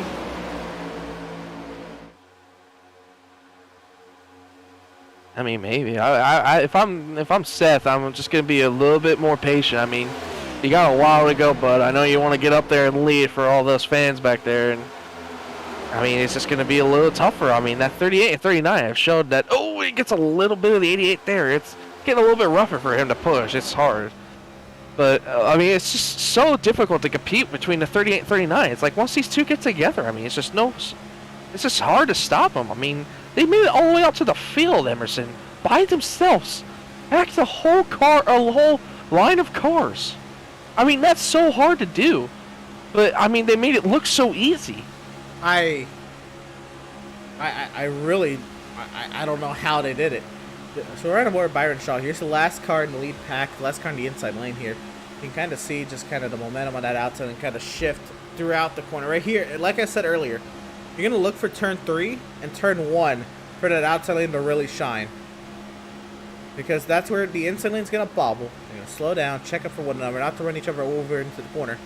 And with there being only 3 cars up there, they don't really have to check up at all. Seth can just throttle up through the rear end of the 88, and if Kazi can hold it, they're going forward. Yeah, as soon as you say that, Emerson, Seth just said enough is enough. He just shoved Kazi all the way through the travel. They're getting ready. They're right there. But I mean, and now the 39 is going to try to get back. Yeah, this is what Seth doesn't want to see. He's like, bruh, come on. Oh, I've been trying all day. day. Going to leave him? I think Kazi thought about it. Oh, now yeah, Herzig jumps out. Herzig wants to go for the lead. No, they're going to block. Maybe. Honestly, I think that helps the 88 and the 37 more because it just gives them a run. Because the 88 wasn't lined up with the 39 as much, so I think that might help him a little bit. But Seth ain't lined up as tight as he was to the 88, so I think he might not help after all along. But if Seth was more lined up with the 88, that would have gave him a lot more help than they would have thought. But now the 34 is not as hooked up to the 77 as much, so now it's just basically a 2-on-3 situation right now, basically.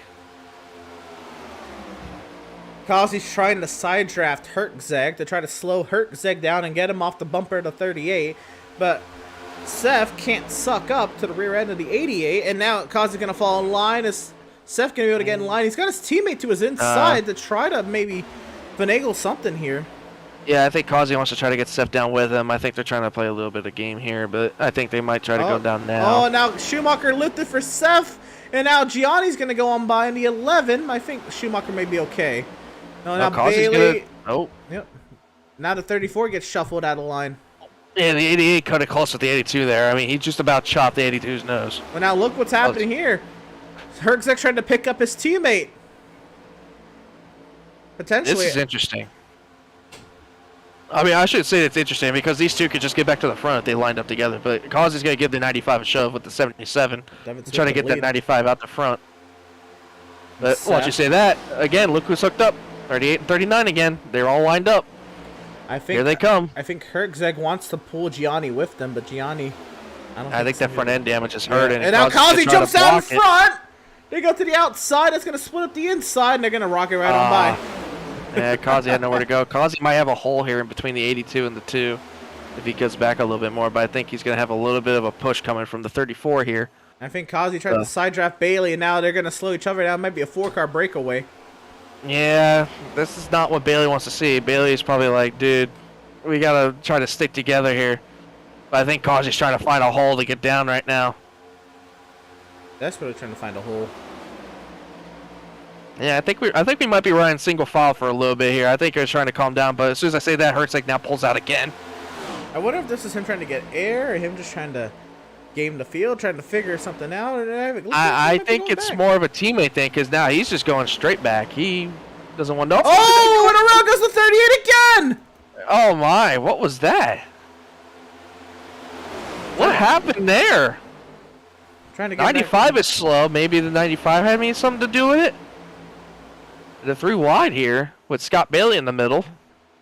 Seth Berger, new leader though, Seth Berger. To say they take the lead. Evan Smith is now third. Hertzeg and Gianni are now together. And the 38, just out of nowhere, where did the 38 go? I think he towed. Oh, there he is. Hey, and no caution either. He did not call it, so we're stay green. Well, here we go. Very interesting. We're going to be able to get the replay here. Let's see what happened. I was amazed. I did not. I was confused on who spun out. I thought originally it was a lap car, but Devin Smith tried to push him. Oh, Dev just. Yeah, he was just trying to hook up with him. It's just again. But no damage. Bad place to push. You have to go. If he catches the yellow, gets a fresh set of tires, he's right back in this baby. Yeah, and I would not be surprised if we catch a yellow eventually down the road, but I don't know. We never know how these restrictor plate races turn out, so. Well, just unfortunate there for that 38. He had such a good day going. He was working so well with his old team. Emerson? 39 got a dancing partner again, the 34. Oh, look at this. Robert Gianni. Anybody who hooks up to the front end of 39 is going forward. Robert Gianni with that damaged car is going to the front. Kazi trying to push Seth, but it might be just a lost cause. I don't get how this 39 is making this work. I mean, I understand he did with the 38. That was a normal car. The 34 is damaged. He has right front damage, as you can see on your screen right now. He has a little bit of damage, but that 39 is making it look so easy. So he's going to try to get lined up again. What this inside lane needs here is they need all those Swift Racing cars and Kazi to really link up here. They need all 4 of those front cars on the inside to maybe have a fighting chance to outdo the strength that Zoltan Hertzeg bears. And then that's wild to think. It's basically Zoltan versus everybody right now. It's Zoltan versus the field. Yeah, and here they come again. I mean, he's all over the back of the 34. Here we go. He's going to try to make it possibly work. Oh, he's going to have a little bit of separation there. He got a little separated. I think he might be burning off some temp maybe too. I mean, absolutely, dude. When he does, really does take away the air to the nose, and you're he's gonna hook him into the outside wall. Himself. Oh no! Oh man! And just like that, the dominant car of the day has been damaged, as you would say. The caution is out, and it was the B&G Motorsports teammates nearly getting to the point. Here's the replay. Zoltan Herczeg just trying to push Gianni through the corner, a little off center. Devin Smith gets a little bit of it. Damage for both B&G cars, and as he said, yes, Devin Smith. Oh my goodness! Oh, I think that was a massive 55. pileup behind. Adam Gardner might be involved in this one as well. That is unfortunate after he won stage number 2. And I think the 55 of Jesse Adams hit the 34 straight directly in the door.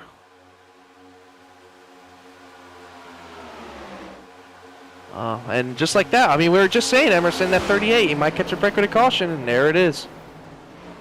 Let's see what happened here to Gianni. He just slowed down the track. Oh, Doug Solms, no. He was having such a clean day, too. Jacob Reeves. Man, that second pack, they're just sitting back here to avoid something like this, and unfortunately, they get caught up in it. Yeah, I don't know if that had anything to do, though. I mean, with the 34 possibly not holding his brakes, or if it's just slid down because of the banking. I mean, that was a heavy hit. Yeah, it was. Let's see here. See it coming down here. Oh, we're not going to be able to really see it. Not really. That's a good sign, though. Oh, my God. Oh, Jacob almost had it missed. One more time. He had it just about. We're going to slow it down here, too. We can see who all kind of gets collected. Yeah. As we see right here, the 34 is going to get a shove from the 39 going down the back straightaway into turn 3. And it looks like the 39 is just not equally squared enough. Yeah, he moves down just a tad. I think that's what does it the most right there. It gets on the left rear quarter panel. Just pointed bangs Chevy into noses. the side. Bangs right into the side of the 95 and then up into the wall he goes. Just pointed Chevy noses. That might have been the end of it right there. Yeah, and we do have green flag pit stops going on here too. It looks like Seth Berger is leading. Track. That is, I believe that's the 21 of Thompson, the 63 of Barnett, the 67 of Solms, 55 of Adams. Nowhere to go. Who was that car right there? Was that the 96 who barely makes it through? Matt Rogers? Yeah, that was. Matt Rogers barely squeezes. Big hit for Reeves there. Yeah, Matt Rogers barely squeezed through that.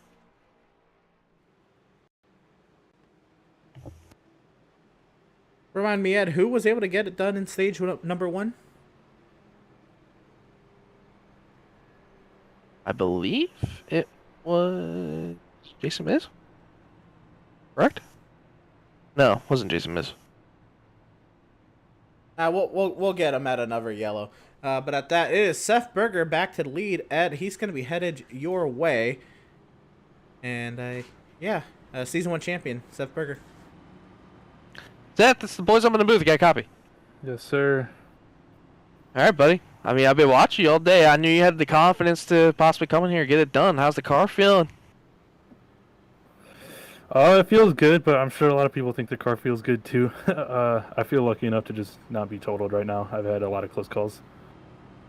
Yeah, we definitely watched. You had a couple of close calls and definitely a lot of aggressive moves being put out there. Did it concern you at all, possibly being up there and seeing all that moving, coming up there and possibly wanting to jump to the back and stay away from all of it? Yes, it did. I started running in the back there at the end of stage 2, and that's when one of the wrecks happened. But I think right now you're kind of at the borderline of now it's time to get up and go. So luckily I'm here with track position, so I plan to try to stay up here, but we'll see what happens. Absolutely, buddy. Well, good luck there. And your dad definitely appreciates you being up there. He's been looking for you to get up there the whole time. We've been watching him out there, so definitely go get it done for Burger Nation, buddy. All right, hell yeah.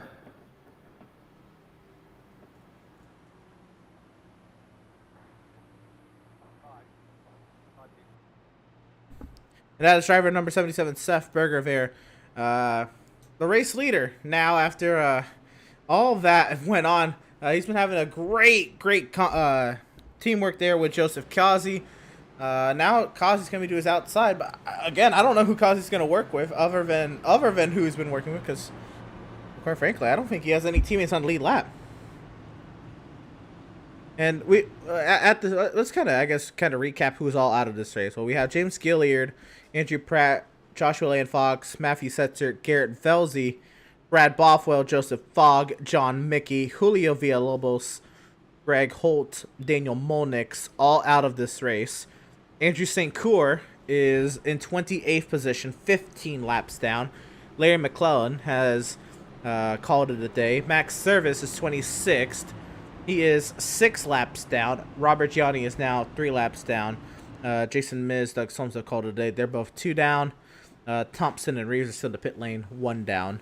Randall Barnett also 1 down, but he is running. Working lap 86 of 125. That means we have 19 cars on the lead lap, Ed.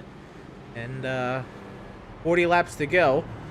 It's going to be close on fuel, but at this moment, I don't think anybody can make it on fuel.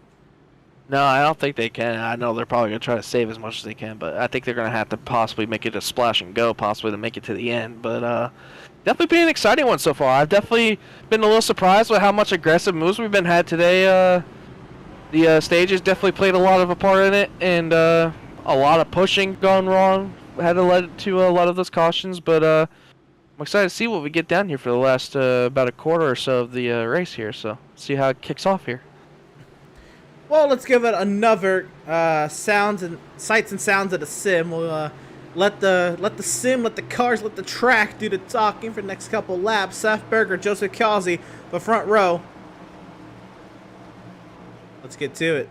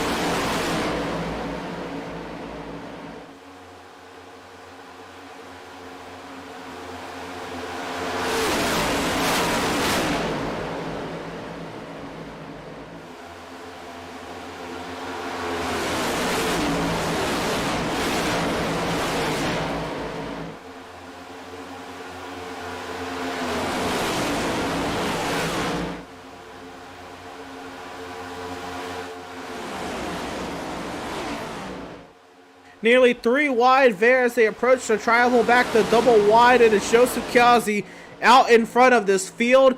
Seth Fitzpatrick in third, Seth Berger second, Devin Smith trying to make something happen, now 3 wide, and look who's coming back to the field again, Zoltan Herzig, and the 38 of Nicholas Shelton. How?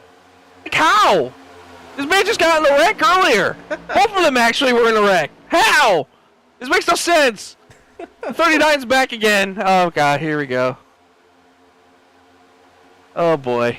Shelton clears down without Herzig. Oh, and Kazi jumps out. Well, will Herzig work with Kazi? Here comes Devin Smith and Eric Peck. 3 wide for the race lead. Devin Smith and the 16 of Eric Peck around the outside. Herzig cannot get to the rear end of the 88. I mean, where'd that 16 come from? I mean, he's been riding around in the top 10 most of the day. We haven't really talked about him much, but I think he's one of the more clean cars out here. Here comes a big shot. The 88 just gave the 38 going down the back straightaway to make it even just about. Oh, the 39. Oh, no. Oh, no. Oh, are we going 3 wide once again here? Dancing here. We're getting dancing. Now Seth all by himself on the inside. Schumacher stays in the middle lane. Leaves his teammate on the inside. Devin Smith going to the race lead, maybe. Shelton trying to fight back on the inside. The push from Joseph Kazi. Oh, and the 16 got in the back of the 95, made him a little bit loose there. If I'm Seth, I'm bailing out of this. They're getting way too antsy right now for my liking. We were just talking to him about how he wants to keep it safe, possibly. That 88 was all over the back of the 38, and the 16 all over the back of the 95. It's getting real dicey up here. 95 of Devin Smith, the 16 of Eric Peck. They're cleared to the lead. Kazi trying to join them as well. And all 3 will clear out. Peck going for the race lead. Wow, what a move. Way to cut down right there. That was a great move by the 16. But look who's back together, the 38 and 39. They're going to try to make it work going to the 3rd lane. Devin Smith has nowhere to go but back down to the bottom. Herzig trying to make something happen with Shelton up high. Look at the squig. Oh, my gosh. Shelton drops down low without Herzig. Oh, these moves are getting really dangerous right now. Oh, man, he barely cleared him. Oh, here comes the 16 again. He's got a push from the 88. What's he going to do with it? Herzig dropping like a rock. Is that the last time he's going to work with the 38? I mean, Shelton just left him. We still got 30 laps to go. Oh, man. It's getting crazy. They might be back to the drawing board for Herzig and maybe find someone who won't leave him. Yeah, possibly find somebody that can just go to the front like he did with the 38. But it's now Nicholas Shelton in his first Outlaw Sim Series start. Eric Peck having a career day now in 2nd. Joseph Kazi in 3rd. And now Peck jumps out. Yeah, is he going to have anybody to go with him, though? Yes, he will, the 88. Yeah, I guess Nicholas Shelton's not making many friends today with the kind of moves he's making, so everyone's bailing on him here. And now Eric Peck to the point. Joseph Kazi 2nd. Devin Smith now in 3rd. Here comes Schumacher and Berger. I mean, we talked about a pre-race, Emerson, possibly first-time winners. I mean, or have a surprise winner, possibly. I mean, how about the 16 of Eric Peck? Eric Peck has never won in the Outlaw Sim Series. Devin Smith has won once in the Outlaw Sim Series. Nicholas Shelton is in his first Outlaw Sim Series start. Seth Fitzpatrick has never won in the Outlaw Sim Series. Scott Bailey has never won in the Outlaw Sim Series. Neither has McMurtry. Byron Shaw is in his first Outlaw Sim Series start. Aldrich has never won. Petron's in his first start. Oh, then the 38-39 are lined up again. The 38 barely clears himself for the 88. Oh, man, the 39 just gave the 38 a huge shove to get back up to the front point. Oh, man, I think we need to have a camera on them at all times, but just possibly, just to make sure that when they get together, we're there. I mean, these guys get together and immediately go to the front. Is Shelton going to leave Joseph? I don't think so. I think he's going to wait. So Shelton back to the point. Kazi's still shoving. Oh, Kazi's just like, yeah, let's just go. We're going. He's taking him to the promised land. Let's go. We're going to have a little bit of a moment here like we did with the 38-39 before where they build up so much of a lead. This pack is going to just swallow them up here. Here they come. They're going to come with a run. What are they going to do with it, though, when Zoltan gets there? Is he going to jump to the outside with the 16 possibly? Will the 16 go with Zoltan Herzog? Shelton now blocks the middle lane. And now Herzog jumps out of line. Kazi's all by himself on the inside trying to find Eric Peck. Now Herzog trying to get to the back end of the 38. Yeah, we're getting real crazy here. And the 38 and 39 are lined up together, nose to tail again. And we know what happens when they get lined up nose to tail. But here comes the 88. He gives a shot to the 39 right in the middle of the corner. Oh, man, I don't know if Kazi's just on a mission right now or if he's just playing bully ball right now with these two.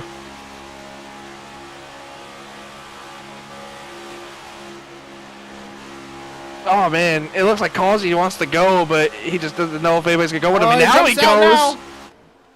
Nobody went go with him. Oh, man, he's going to have to just side draft here to just try to maintain it. He does. I mean, he might get to the lead. He's side drafted perfectly here. Look at this. Anybody going to take him on that offer, though? Nobody. Kazi's still fighting for his life by himself on the outside lane. And here comes the 39, giving the shove to the 38. So bye-bye, Kazi. Will Kazi get back down in line? No. Yeah. There's a hole right here between the 16 and the 95, and Devin, maybe. Yep. Devin gets him in. Will Peck now jump out? I mean, maybe. Maybe the 88's been known for aggressive pushing right now. Maybe he goes. Yeah, yep, here we go. Going. Double and wide the 95, again for the lead. maybe. Devin, watch this 95 here. This 95's in the catbird seat right now. Peck to the lead. Peck is clear. Oh! Self-clearing down to the bottom side. Now Shelton's going to shove Kazi. I don't know if the 38 appreciated that very much. Oh, he's not lifting. He turns him. Joseph Kazi goes around. Oh, what a save. He didn't get anything. Devin Smith's going around. Oh, no. Save it, Devin. Save it. Oh, middle damage. Oh, my gosh. How did we have 2 spins at Talladega and not any damage? My heart rate's up. I can't take it. That was insane. The caution is out, and let's see what happened. I had a feeling that 38 did not appreciate that self-clear. So, Joseph Kazi clears down in front of the 38, and the 38 doesn't lift. Not one bit. Didn't even give him a chance. And I have a feeling we both know Kazi. Just that 88's gonna remember that. Now let's see what happens to Devin Smith. I have a feeling. After the caution comes out, Devin Smith goes around. Probably, I have a feeling more than likely it's a whoa up moment. Maybe people behind him didn't whoa up. So we'll see here. This is the 95 of Devin Smith on the outside. Yeah, I think right here when the caution happens, he tries to whoa up, and I don't think anybody behind him was whoa up as fast as he did. Oh, no, he just self-looped it. Coming back up on the apron, yeah. It's that cut up right there on the pit exit. You see how much of a banking that has?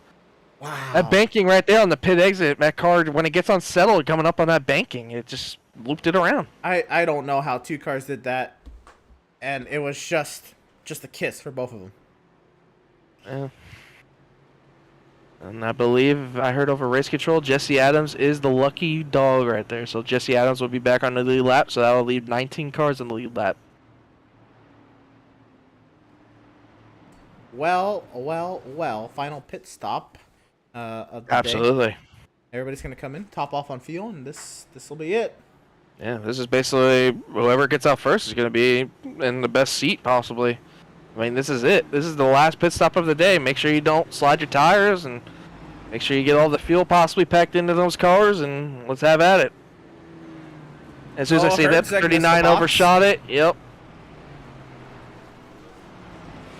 Now, the 38 and the 88 both got the caution car, so this should be interesting. The 38's going to the back. Yeah, so I have a feeling... 82 is down in the way. Is 82 going to be the leader? Well, leader off pit lane, because a lot of cars stayed out. 82, I believe, is the leader off pit lane. Yes, he is. The 2 of Fitzpatrick, the 56 of Gardner, the 11 of Bailey, the 84 of McMurtry, the 41 of Petrin, the 96 of Rogers, and the 91 of Jonathan Jennings. All stayed out. Adrian Schumacher is the leader off pit lane. He'll be 8th. Seth Berger in 9th. Marty Phillips 10th. Eric Peck in 11th. Nathan Aldridge 12th. Brian Shaw in 13th, Devin Smith in 14th, Joseph Causey 15th, Zoltan Hertzeg 16th, Nicholas Shelton 17th, Jeremiah Stutzman, last car on the lead lap in 18th, with the addition now of Jesse Adams 19th. You know what this tells me, Emerson? With all these guys that stayed out, I think they have the confidence that they can just make it to the end now. Well, they were I mean, we had questions about them possibly. So these guys are in that second pack, so they probably weren't running full throttle. Then these caution laps are going to be able to save.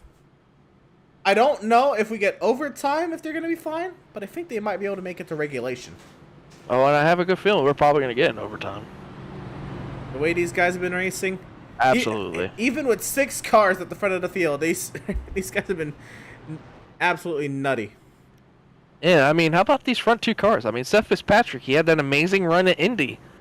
I mean, with Max Service, definitely looking for a win. I mean, he had a dominant car. Again, he wanted to win. He talked about how deep in the points he was, and he felt like he needed a win to possibly get his season going. How about the guy behind him in the 56, Adam Gardner? I mean, had a great stage. He won the stage in stage 2. Again, all these people that need points get points. The top 6 have never won in the Outlaws Sim Series. And again, like we said, you winners. You gotta love them. How about it? Top 6, 25 laps to go. Could all result in a first-time winner. Now, I feel like we're going to have to pay attention to that. Got it. Yeah, I have a really good feeling, Emerson, we're going to have to watch those 2 in the back between the 38 and 88. I feel like that 88 is not going to be very kind to that 38 here on this restart, so we have to pay attention to that a little bit here on this restart. I don't know if Kazi's going to risk giving himself another EOL damaging his car when he has a fast car to go forward. But we'll see, you know, maybe before Hertzeg and Shelton line up, maybe. Yeah, you know, me and you know him more better than anybody. You know he ain't gonna take that very likely. Right, but he's got a clean car. You know, you don't want to jeopardize it either. Yeah, very true. Track temp is 112 degrees. Winds are now 7.5 miles an hour out of the northeast. The track has cooled off about 12 degrees. When still hot. The action has been hot. The speeds have been hot. The tempers are hot. The tempers are hot. Oh, babe. Oh, man, what a race so far. I'm hoping for a great ending. I think you are too, Emerson. A quick shout out to our partners at Pit Stop TV, Tucson Sound Art, Permanent Makeup, and Cryo in Maine. Whiplash Media and BAM Racing Videos. So Whiplash Sim Cams. Make sure you go to whiplash-media.com for more info on how you can get these beautiful cameras and more for your iRacing needs. You know, I want to get them too. So we're getting ready to go here. This time by would be 24 laps to go. The field in the hands of the 2 of Seth Fitzpatrick. He is elected the outside lane. And imagine Adam Gardner is going to lift for him to get down in line. There's a lot of these guys. The top 6, I think, have all been working together. So there should be a lot of coordination here. I wonder, is the 2 and the 84 teammates? Yes, they are. Oh, boy. Well, we got the teammate game again. And the top 5 are teammates. Oh, boy. So here we go. Seth Fitzpatrick, Adam Gardner.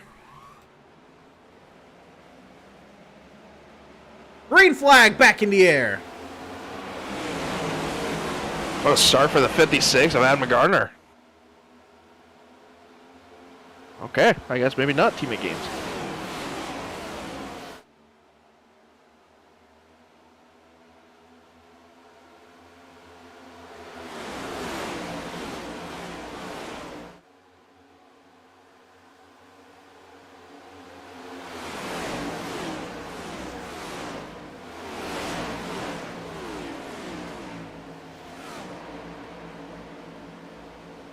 Adam Gardner to the point, as he said. I thought Fitzpatrick was going to be able to get on down.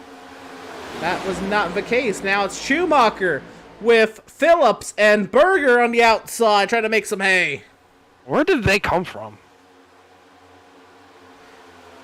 I don't know, but looks like these Swift Racing boys found Phillips as well to add to their arsenal. And I just got told by race control the 96 has a drive-through penalty for changing lanes before the start-finish line. So the 96. Oh, we got a wreck in the back. Zoltan Hertzeg's going around, maybe. No, somebody else. Aldrich and Shelton and Causey. And here comes Walker. Oh my goodness, Jesse Adams up and over. Oh my. Monster flip for Jesse Adams.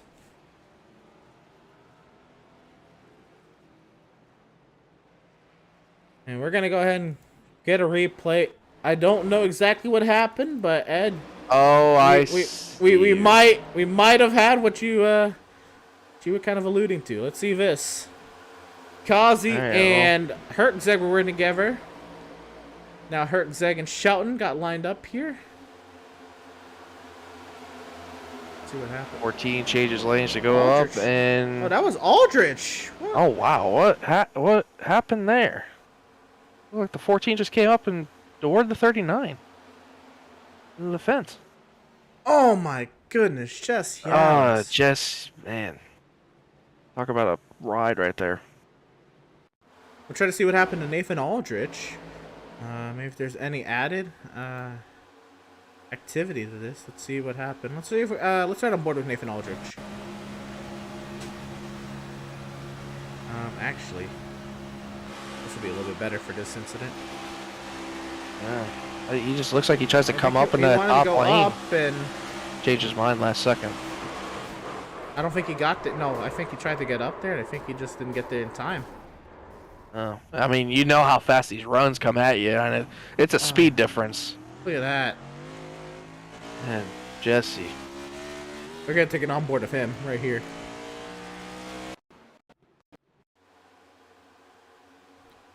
Jesse Adams in the 55. Well, everyone hang on to your seatbelts here. Yeah, very. He was right in the back. He just got the lucky. He just got the lucky dog too. That too. I kind of wasted that lucky dog. But there's the incident happening there too. Starts to blow up. Gets down to the pit. Oh, Oh man. Yep. All right. I'm gonna get sick probably. Wow. And it still runs. Man, next-gen cars are unreal. We've had a lot of flips this season. Yeah. We're not even like halfway in the season. Or a quarter of the season. We had the Gilliard flip at Daytona. We had the Thompson flip at Chicagoland. And then we had Jesse Adams go over here. Well, there's 20 laps to go. Let's see. Let's bring up a new driver up to the fray. And this driver who's been kind of all over the place. I want to see what we can get here from driver of the number 99, Marty Phillips. Marty, first Outlaws Sim Series start. You're up in the second position. Looks like you found yourself a couple teammates to work with, and Schumacher and Berger. What's it been like out there? Crazy. It's been crazy. It's been okay though. We got good numbers up here. I think we'll be okay. I'm not really worried. I think we'll be fine as long as we just keep her in line and keep her above the yellow line. I think we'll be okay. Now this is your first time out here with the Outlaws Sim Series. Was this what you expected, or were you expecting a much more tamer race for 125 laps, or all that three-wide kind of catch you off guard early on here? Or what was going through your mind when you saw that happening? No, it's Talladega. That's normal. So that's the normal for me. So what I'm used to. Surprised they didn't go 4-wide. To be honest with you. So. Oh, they tried. I'm sure they did. It probably didn't work. So you find yourself here second. You're going to be alongside Adrian Schumacher. You'll have either Adam Gardner or Seth Berger behind you. What's your game plan here these final 20 laps? I'd imagine just, whatever gets you to the front, right? But yep, I'm going to see how it plays out. And teammates in front of me, I'm going to push my teammate. That's about where I'm at with it. So I'm just happy to finish. Sure thing. Looks like the 82 has elected the outside lane. So you'll be on the inside for this restart. You'll have Adam Gardner behind you. Well, that's a good thing for me. Well, Marty, we're going to leave you Yep. to it. Hopefully we're talking to you a little later on. First, Outlaws Sim Series start for the 99 of Marty Phillips. He's up in second. Can he get it done tonight? We'll have to see. And that was, again, driver of the number 99, Marty Phillips. Trying to get him down to the right team channel here. I believe that's it, yep. And, yeah, it was good to hear from one of the new drivers. Didn't really know what I was expecting there, but that was a good little interview. Marty Phillips, good little insight there. And, Ed, we'll have this restart here with 19 laps to go. When we go green, it's Schumacher, Phillips, Gardner, Berger, Fitzpatrick, the top 5. Yeah, and then 6, we got Scott Bailey, 7th, Evan Smith, 8th, Derek McMurtry, 9th, Eric Peck, and newcomer Mike Petrin in 10th, with Jonathan Jennings in 11th, Randall Barnett 12th. Randall Barnett, Randall Barnett 12th, Matt Rogers at 13th, Jeremiah Stutzman 14th, Zoltan Herseg and Nathan Aldridge are 15th and 16th, and that rounds out all the lead lap cars, as there are only 16 cars in the lead lap, with Nicholas Shelton, the only car that's one lap down, who's potentially in the seat for the lucky dog in 17th. He's no longer connected to the sim. Hate to break that. Alrighty then, so that The next driver in line for the lucky dog is Max Service, who's still on the track connected to the sim. not again. The Quintimidator still out there. Is that what I'm He's gonna say? 21st. I don't know if that's what I'm gonna start calling him. It'll stick at some point. It'll stick at some point. Well, here we go again. 19 laps to go for this restart. Oh boy. The iRacing. I'm scared. .com safety vehicle has found its safety in the pit lane. Adrian Schumacher in the lead at Talladega, crawling to the restart zone. Green flag is in here. We're rolling early.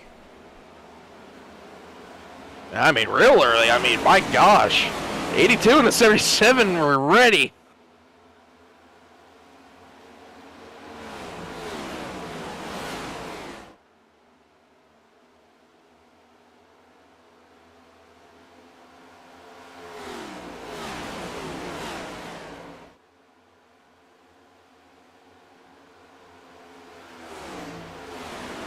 They are now pulling away. Schumacher and Berger, look at the gap they have opened up over the rest of the field. I don't think they're going to catch him, really. At some point, maybe, but not now. They're gone. I mean, talk about getting the start of a lifetime. The two teammates in the 82 and the 77 got the restart, but my biggest question is, what is the 11 going to do when he gets there? I mean, he has to jump out, no? He's jumping out. There's no way he doesn't. Yeah, but who goes with him?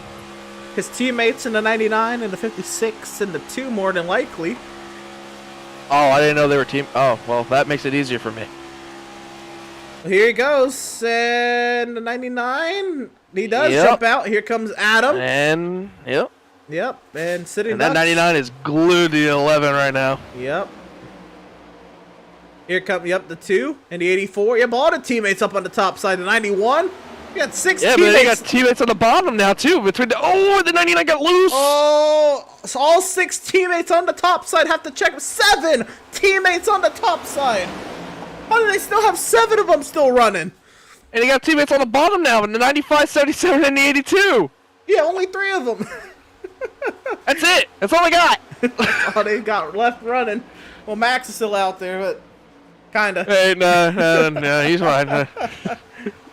And somehow, with that monster run, 7 teammates could not get around 2. those 2. I cannot believe that. Yeah, if my math's correct, that should have been easy. It wasn't. No, they all bobbled into 3 somehow. I don't. Yeah, I think the 99 gave a weird push. It was just not at the right angle, and I think it checked up everybody behind him. You know, this might be the first time he's working with these guys in a league race setting, and it might be one of the few times he's ever done that with the 11. That might be just, not knowing what to do at that moment yet. Yeah, and they're lined up again right behind the 16. I think they're just going to wait a little bit now as they're coming to 16 to go. I think we're going to go ahead and tick laps down. I don't know if we're going to have too much action before the final 5-ish or so. I'm not saying we're done with yellows, but I think we're going to be chilling for a little bit. Last time we said that we had a wreck. We did. We did have a wreck last time. Did you just broadcaster jinx it? I think you did. Now who's it going to be, though? Taking it on the second pack, it's Randall Barnett, Zoltan Hertzeg, and Jeremiah Intimidator. Try not to acknowledge that. Yeah, what's the thing? We don't need to give him any more time than he has already. We don't need to give him more time than he has already. He's seen enough. 3 wins on the season for Max Service. He will not get a 4th one tonight. No, it might be a change of the points lead, too. Jonathan Jennings is still running. He's in 10th place. Remember, Max didn't get any points in stage 1, I believe. Max is now 17th. No shot. He's still out there running. He's up to 17th. Oh, boy. You know, if he gets to top 15, that's like a win for him at this. Absolutely. As hard as he crashed, that's absolutely a win. I mean, I'm pretty sure he has no front bumper and no rear bumper, too, so yeah. So Adrian Schumacher leading at Talladega, trying to get himself another oval win. It's been 2 whole seasons since he's last won. Oh, it goes off the bumper of his teammate, the 99! Oh, Scott Bailey! Looks like we'll stay green. Oh, man, I think they were trying to get ready to go for a run, and I think the 99 just gave him a bad push again. Again, it's those bad pushes. Just the weird angles. Try to see what happened here. We're going to get the replay. This is Scott Bailey, potentially off the nose of the 99 of Mark Phillips. Yes. Yep, angle again. Right on the left rear. What a catch, though, to not hit the wall. And not have to hope for a yellow. And yeah, I don't think he's all out of luck. No, but I will say who's got the best luck out of that? These front 4 cars.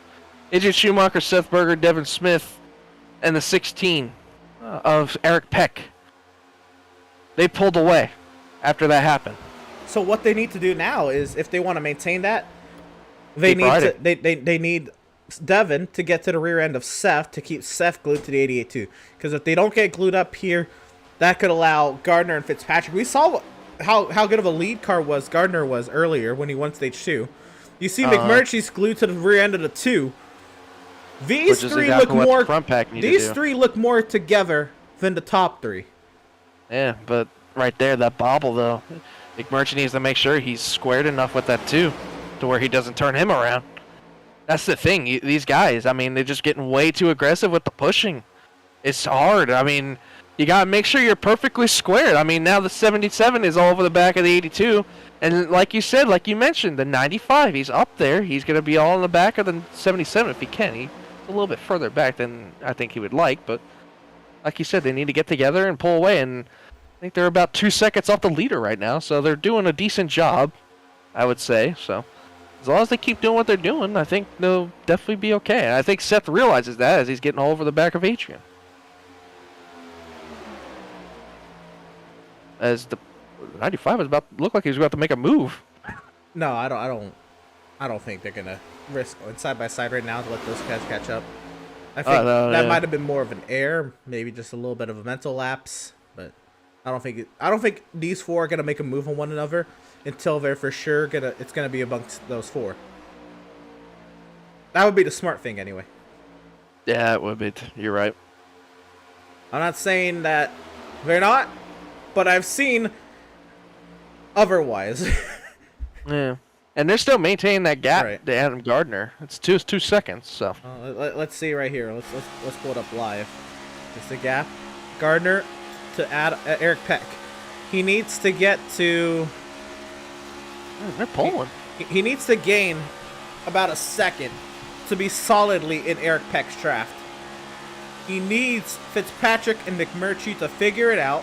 I think Gardner's going to be fine as the lead car, but he needs his help to figure it out. This is a little bit of a run here, and they got together. Bobble and tri-oval. No, they're still gaining here. They need to gain a second. Over 10 laps. 1.7 and still gaining. 1.6. Oh boy. 1.6 and still gaining. It's gonna be close. Bob it a little bit. Now the gap's gonna open. 1.7. Yeah, like right now, I'm looking at the front pack right now. Devin Smith is over the back of the 77. They don't do it right now in the back straightaway, but Seth is mainly pushing more in the tri-oval and in the corners, and Devin's giving a little bit more of a cushion. So that's where most of that time is getting lost in the back straightaway for Adam Gardner. They're back to 1.9 seconds. Yeah, this front pack is just doing absolutely what they need to do. I mean, you can see it right there. Between McMurtry and Jonathan Jennings, there's a decent gap in between the both of them. They need to get lined up just about as square as they possibly can. Like right now in this back straightaway, all of them need to try at least getting as close as they possibly can together. They are reworking now. There's some shuffling going around. I think they know McMurtry on the back end of Gardner won Gardner stage 2. Look at this. Look at the gap between Fitzpatrick and McMurtry, though. Can the both of them just make it on their own, though?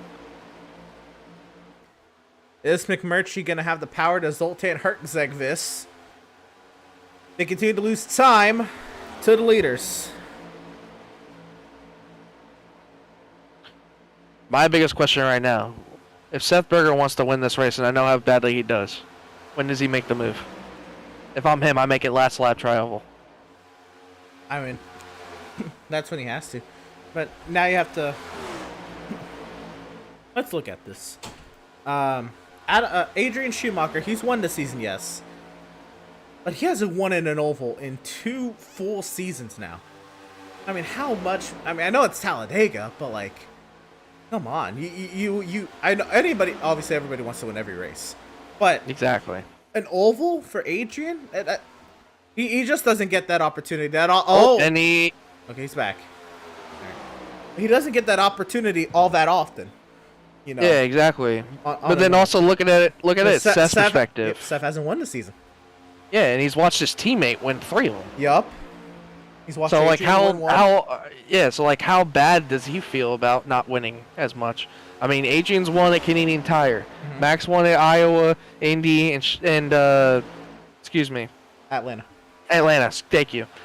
So you know it's heartwarming for Seth as he bad as he wants it. And all of Burger Nation, you know he wants to do it for Burger Nation. Absolutely. Then look at third, Devin Smith. He has 1 Outlaws Sim Series win. That was on an overtime chaotic restart where he had all his teammates behind him at Bristol. I mean, don't you think he'd want to get one on his own here? I mean, it's Talladega. I mean, you can't be on your own at all. But yeah, exactly. I mean, and how about the 16 of Eric Peck? He's never won. Yeah, so possibly a story of a first-time winner in Outlaw Sim Series. That would be amazing. All these storylines that can happen between these front 4 can be absolutely incredible. But how bad do they want it? Adam Gardner what are they gonna has do now for lost another couple seconds. It's the gap now nearly 4 seconds between Peck and Gardner. Yeah, it is 4 tough. seconds between Schumacher and Gardner. And unless they start gaining a second lap, that ship is starting to sail. Or a caution. Or, yeah, one of those magic yellow thingies. But right now, I think it's just between these front 4. 5 laps to go. What's Eric Peck thinking? What do you do if you're Eric Peck? You've never won an Outlaw Sim Series race. My biggest thing is... You won, I believe it was the All-Star Open at Eldora in Season 1. But never won a points paying race. I don't know what he would do. To be honest, it's hard enough because he's not going to have help. He's going to be by himself. I mean... Well, he's going to have to maybe hope Smith goes on the back straightaway. And then yeah, something would and then open up maybe for him. split the middle. Hopefully go 3 wide. Build the run. I mean, Seth is just pushing Adrian every time on the back straightaway. He's absolutely perfectly lined up. I can just say right now, how I just want to credit the fact that Devin Smith and Eric Peck have had such great races today. I mean, how many times have we been on Devin Smith today, and how much he's been shuffled out of the pack, back up to the front, and doing all this magic? His race started. Devin Smith's race started by him trying to leak the outside lane to the front, and he got shuffled out. Yeah, exactly. I mean, what a story. He's just been busy. He's been everywhere all day today. Seth Berger was possibly almost taken out twice in 2 wrecks. Adrian Schumacher had a couple of issues with blinking, possibly, and almost got taken out once. And now he's up leading this race. And Eric Peck, who we haven't really talked much about today, he's been riding inside that top 10, keeping his car clean. I mean, it's one of those kinds of people. I mean, he just keeps his car clean exactly where it needs to be at every time. So it's like all 4 of these drivers have done absolutely amazing jobs today. 3 laps to go as Adrian Schumacher drives it through the tri-oval. 2 more times around and this race will become official. And there's not a whole lot going on out about the track. It's all single file.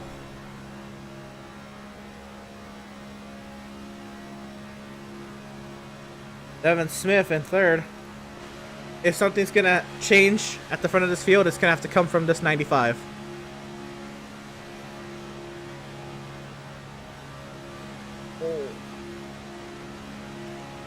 I guess what's... I'd imagine the 16's going to have to go to 95. When do you make this move? Back straight away? I think you have to wait last lap. I really think. Yeah. If you're Devin Smith, I think you absolutely wait back straight away. But if you're Seth Berger and they don't make the move, you got to try your own, possibly go for the side draft move on the tri-oval. Time it just perfectly right, get to that quarter panel and try to take him back. We continue to build anticipation. Quick check-in on what's going on about the track before this last lap. Second pack are all lined up. Third pack are all lined up. It's probably going to get pretty dicey out about the track in those 2 packs as well. But here we go. Eric Peck has now moved past Devin Smith for the race lead. Or for third. I was like, where? Race lead? Which lead? Eric Peck has now put himself in third. And Adrian Schumacher takes the white flag presented by Whiplash Sim Cams. One more time around. What happens?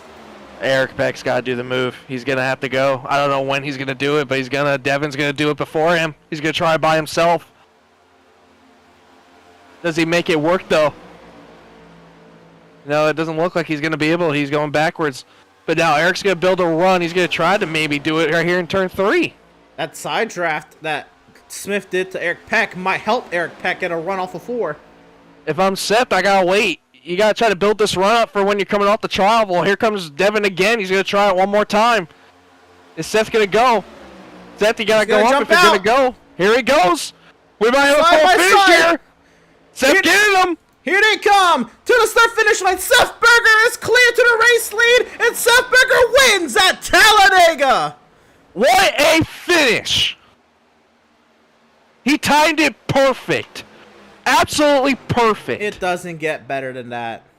And that's also the second straight time Seth Berger has won at Talladega.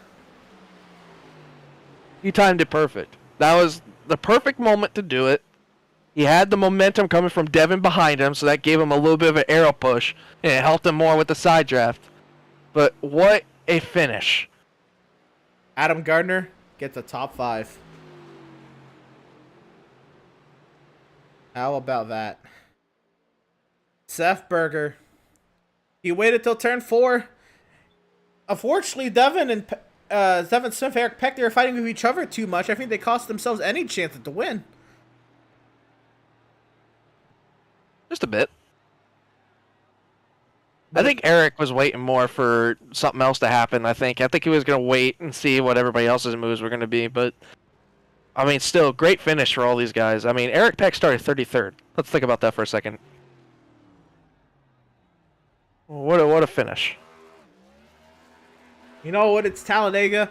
But at that, Seth Berger is finally a winner this season. Talk about a place for Seth Berger to get his first win on the season. Talladega. This got him into the championship round last season. This got him that second place in the championship by 19 one-thousandths of a second last season. And especially when you're a fan favorite in most of the chat and in the stands everywhere. This is the best place you want to get a win, where you hear the crowd react to when you get a win.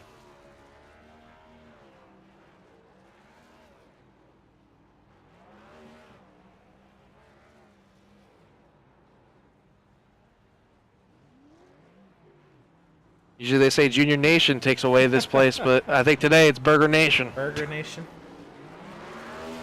Seth continues to light him up on the front straightaway. Oh, here we go. Oh boy, here we go. At the wall, and yep. Gonna burn it down. It's good running for Swift Racing today. Sure. They had three of their top cars finished in the top 5. I mean, Max Service on the other hand finished 16th Is that it? Did he blow it? or 17th. Yep, he blew it. Well, that means... And I think Max Services did too. I guess that means his celebration is effectively over. Adrian Let's still go has a ahead. motor. Bring him on up. Seth Berger, a winner finally this season, Seth. Last lap move timed perfectly on your teammate Adrian Schumacher. What's going through your mind those final few laps? It's just you, Schumi, Smith, and Peck. Where you're gonna make the move is going through your head. What's gonna happen behind you is going through your head. But what happened? Oh man, that was crazy. That is not at all how I thought that race was gonna end. I don't know how many laps into that run it was, but eventually I saw that there was a gap after Eric Peck, and I asked Devin, I'm like, wait, is there a gap? Like, not believing it. And then as soon as I saw that, I was telling Devin and Adrian, like, yo, let's stay close. Like, we don't have to tandem, but try to pull away while we can and have it just for ourselves. And it worked out perfectly. That was just amazing teamwork there. And I gotta say again, shout out to Devin and Adrian. They worked together well with me. And shout out to Adrian for keeping it clean at the finish line there. He could have easily put me in the wall, but he did not, and I appreciate that. So, you had to sit here and watch your teammates win at Canadian Tire, win at Atlanta and Indy and Iowa. It took you a while to get to this point. I know 9 races to most people doesn't sound like a while, but that's a while for you. How does it feel to finally break through? And how was it having to consistently kind of see these races play out once over and over again, and you not end up in victory lane until today? It feels great. I definitely had a chip in my shoulder the last week or so. I started getting pretty ticked off with these finishes I was not deserving at all. I lost out on at least 2 to 3 chances of victories for bad luck, but definitely feels great to have this victory now and not have that stress of being winless compared to Max. Well, you got it done here at Talladega, Seth. Your second straight Talladega win, by the way. You got it yourself into the championship for last season with a Talladega win. Finally got your first one of the season. You look forward now Bristol Dirt and the rest of the schedule, really. I think it's safe to say I'm the Dale Jr. of this series. I think all those pieces are lining up, aren't they? Now you look forward to Bristol Dirt and the rest of the schedule. How do you feel about now increasing that win total against the rest of the season?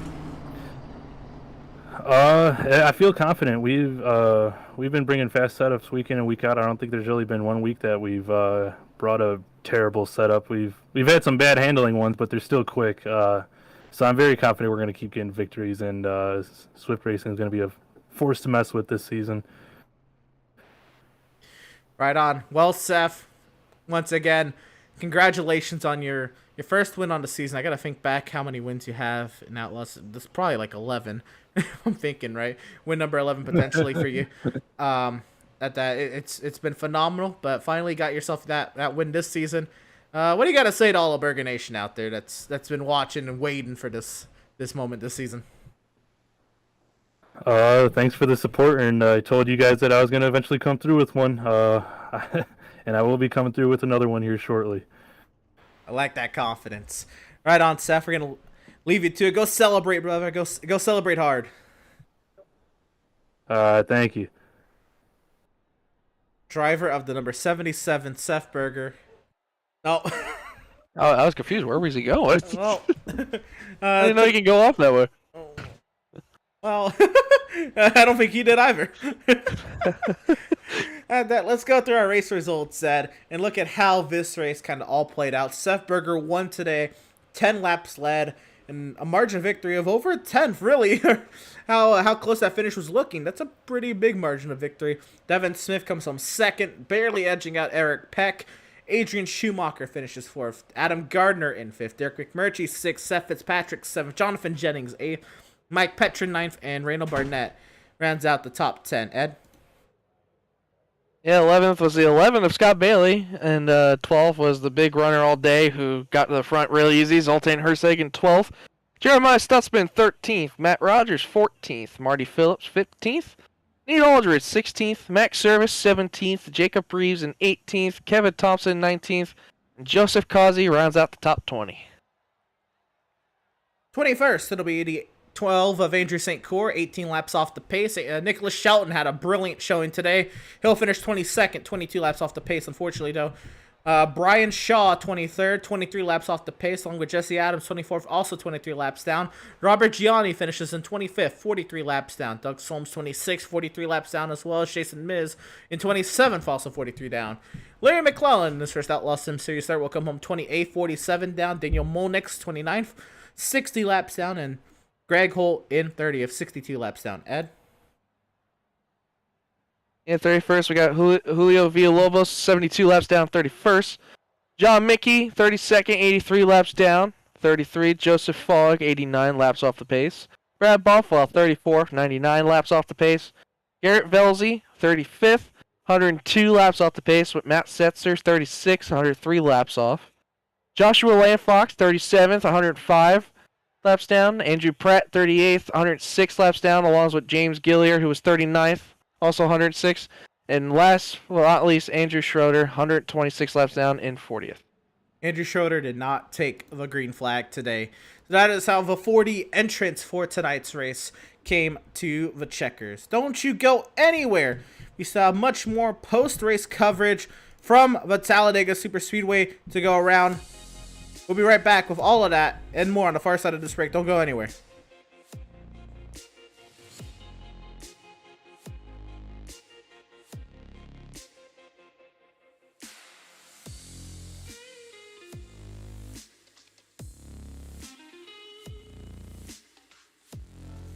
Sound Art introduces an entirely new way to listen to music in your home. By combining the best of two products, a revolutionary high-fidelity, low-profile Bluetooth wireless speaker with beautiful artwork. Select from a library of artwork or upload your own photos to personalize your experience. Sound Art ushers in an era of invisible, beautiful, and amazing sound throughout your home and redefines your entire entertainment system. The need to reclaim your floor space and rid your home of unsightly speaker boxes that need to be bolted to the wall is now a thing of the past. Our canvas is printed on high-quality permalite by Breathing Color. And select from our gallery or upload your own. Standard sizes include 16 by 20 and 18 by 24 canvas wrapped. Custom sizing is available, as well as surround sound options.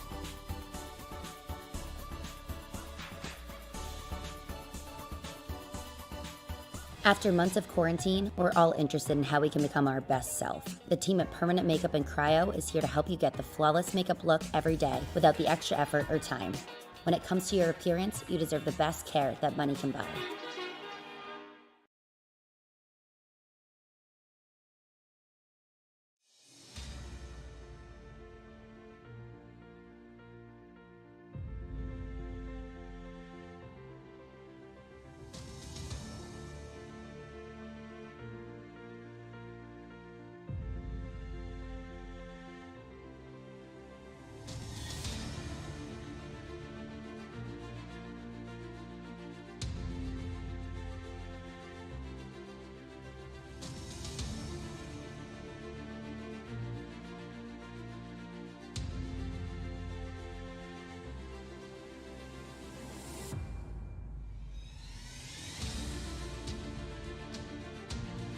Welcome, race fans, back to the virtual Talladega Superspeedway in virtual Lincoln, Alabama. A phenomenal show tonight led to Seth Berger getting his first win on the season. And I believe, I have to do the math while we get some interviews going here, I believe that was his 11th Outlaws Sim Series win of his career. We're now in the post-race coverage of the Outlaws Sim Series, round number 9 from the Talladega Superspeedway. And we have second place finisher Devin Smith, who's going to be joining us up in the booth. Ed, he is headed your way. Devin Smith, got a copy? Yes, I do. Alright, man. It seemed like if we were going to watch somebody all day today that was going to go from the front to the back and then back up to the front again, you were that one guy we had to pay attention to. How did that Wendy's Chevrolet do for you today? It was fantastic. Swift had a fantastic setup underneath it. We had that topside running like at least 2 different times throughout that race. I was surprised by that, but then it just kind of died out. I don't know if we lost people on high side or what happened there, but all in all, very fast car today. Yeah, you mentioned losing people on that top side. It seemed like wherever you put your car, it seemed like it was able just to run either whatever line, either the top, the bottom, the middle. Even possibly if you had to go to the apron. I mean, you probably could have ran whatever line you wanted to. I mean, I feel like this is probably one of your better super speedway races in your career, don't you think?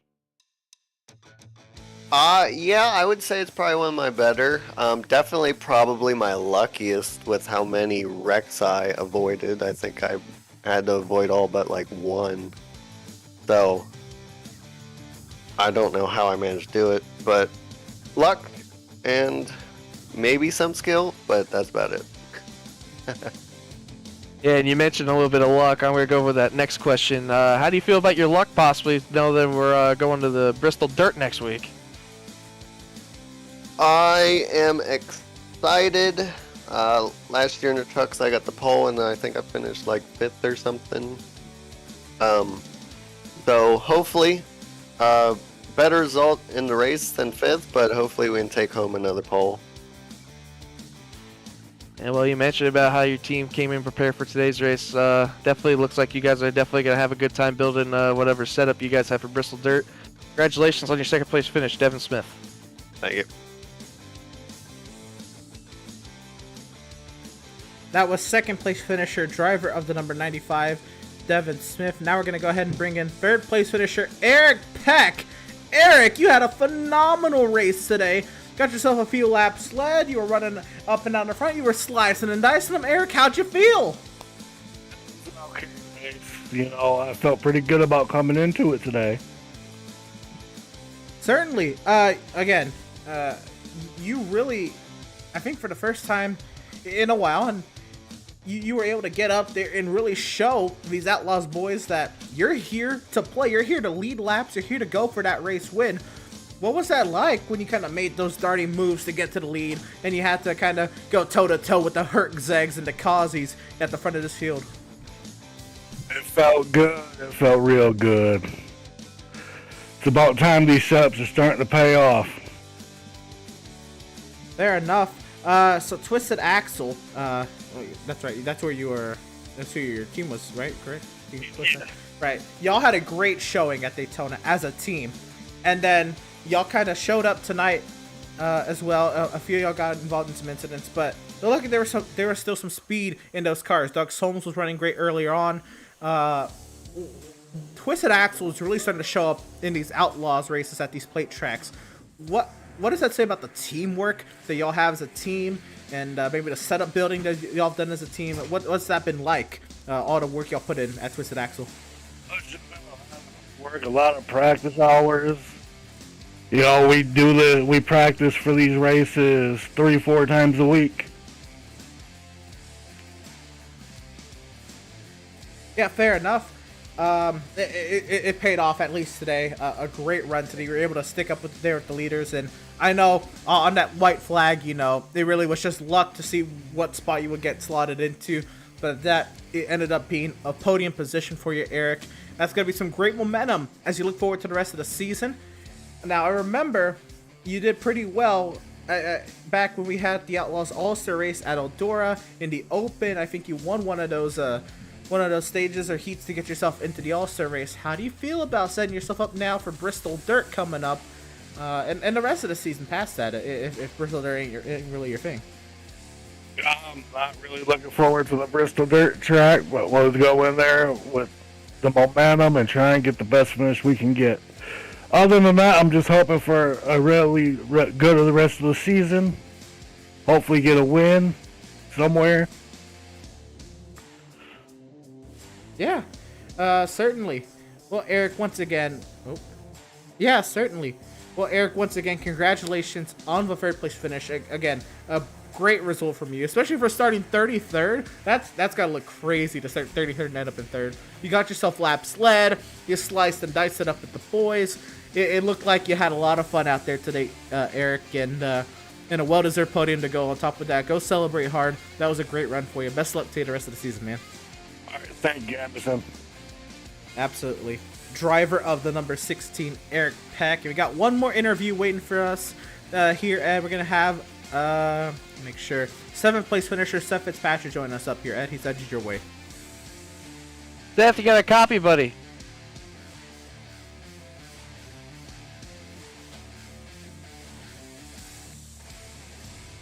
Seth Fitzpatrick, it's the boys in the booth. You got a copy?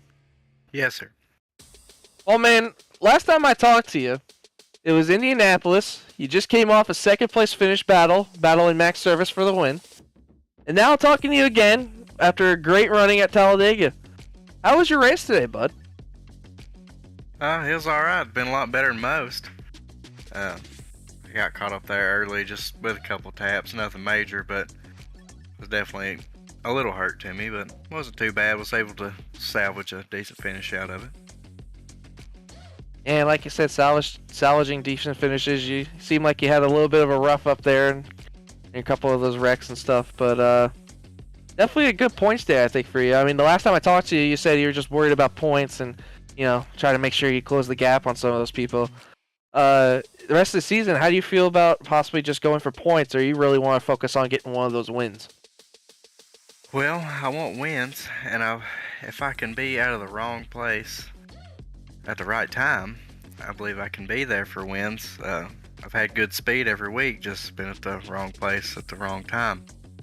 So hopefully my luck can turn around here and we can just carry on this momentum to some decent finishes and hopefully some wins.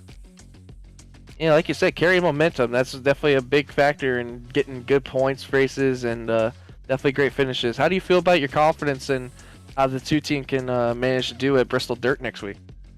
I'm feeling pretty confident. Wasn't never a dirt guy, but I was doing some testing there the other day, and I still don't have it all the way, but I got a little confidence. But I'll probably jump in practice on race day, and they'll be blowing me away. So I guess we'll find out. Well, Seth, congratulations, bud, on your top 10, and hopefully we see you doing great at Bristol Dirt, maybe possibly getting a win and talking to you. Well, let's hope so. Right on. That was 7th place finisher Seth Fitzpatrick, and that's gonna kind of be it for our interviews tonight, Ed. But I mean, what a wild race we had tonight. We had the big one early on, and even then, that big one didn't really deter anybody from really showing each other that they wanted to get to the front, and it certainly appeared that way. We had a lot of 3 wide, had a 4 wide at a couple points. A lot of great racing. Zoltan Herczeg definitely was probably the most entertaining driver today. I mean, what say you? Wild 125 laps, and really, they got single file there at the end, but other than that, it wasn't really ever dull. No, it never really did. I mean, it was just exciting. I mean, between them, how they were battling for the stages, I mean, they really wanted the stage points bad. I mean, I never seen so much aggression just for stage wins. I mean, race wins alone, I've seen aggression like that, but for a stage win, I mean, it was just insane how aggressive these guys were. The pushing was intense just from the drop of the green flag at the start of the race. I mean, the way these teams were battling each other with, we got Last Chance battling B&G with Also, Performance Sim Sport and, Swift Racing getting the win tonight. I mean, it was just a team-on-team battle, and it was just really exciting. Absolutely. At that, we're not done with broadcast here this week on Pit Stop 2. We're not really done with Talladega either. We got Talladega coming up Sunday night. But before that, we still got our doubleheader tomorrow. British Sim Racers Touring Cars heading up to Elkhart Lake, Wisconsin's Road America. Tomorrow afternoon, 3 p.m. Eastern here in the States, or tomorrow night across the pond, 8 p.m. in the UK. Thursday night, or tomorrow night, 8:30 p.m. Eastern time here in the States. The North American Racing League will be tackling the Charlotte Roval in those GT3 cars. I cannot wait to see what kind of show they put on that very tight and technical Roval circuit. For these GT3 cars should be a blast of a race to cover. And then Sunday night, we still have the MPI Cup Series, and there go at Talladega, 9 p.m. Eastern time, Sunday night. Again, MPI at Bristol Dirt was a phenomenal show this past Sunday, with Mario Miranda making that last lap dive bomb on a all entirely slicked off track and made it stick. I mean, what a race that was. On the far side of that, Tuesday afternoon, British Sim Racers has their Trophy Tuesdays MX-5s at Mo Sport before we're back on Wednesday night for the Dirt at Bristol. Ed, what a lineup of races we got coming up. I mean, great tracks all the way around. I mean, yeah, you said it at best. I mean, I'm definitely going to tune in tomorrow night for that North American Racing League at Charlotte Roval. I mean, that's going to be a blast with GT3 cars. But, I mean, if you thought tonight was exciting at Talladega, wait till you see these MPI Cup guys come to town on Sunday and see what they have. I mean, as exciting it was Bristol Dirt being able to do the socials for them the other night, I'm excited to see how they do on Sunday. I mean, you know how crazy they get, Emerson. I mean, it's going to get crazy off the start of that green flag. Absolutely. I cannot wait to see what happens Sunday night.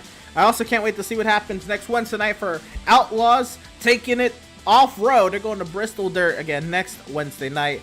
Same time as always, 7:30 p.m. Eastern. But Ed, normally you're on socials for us. Tonight, Devin couldn't be here. You were on the mic with me tonight.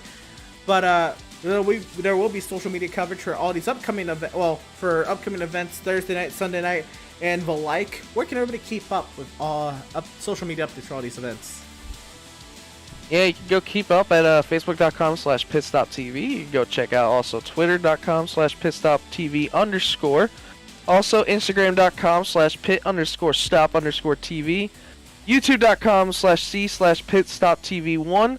Or you can check out on the Twitch channel, which some of you might have tonight, at twitch.tv/pit_stop_tv.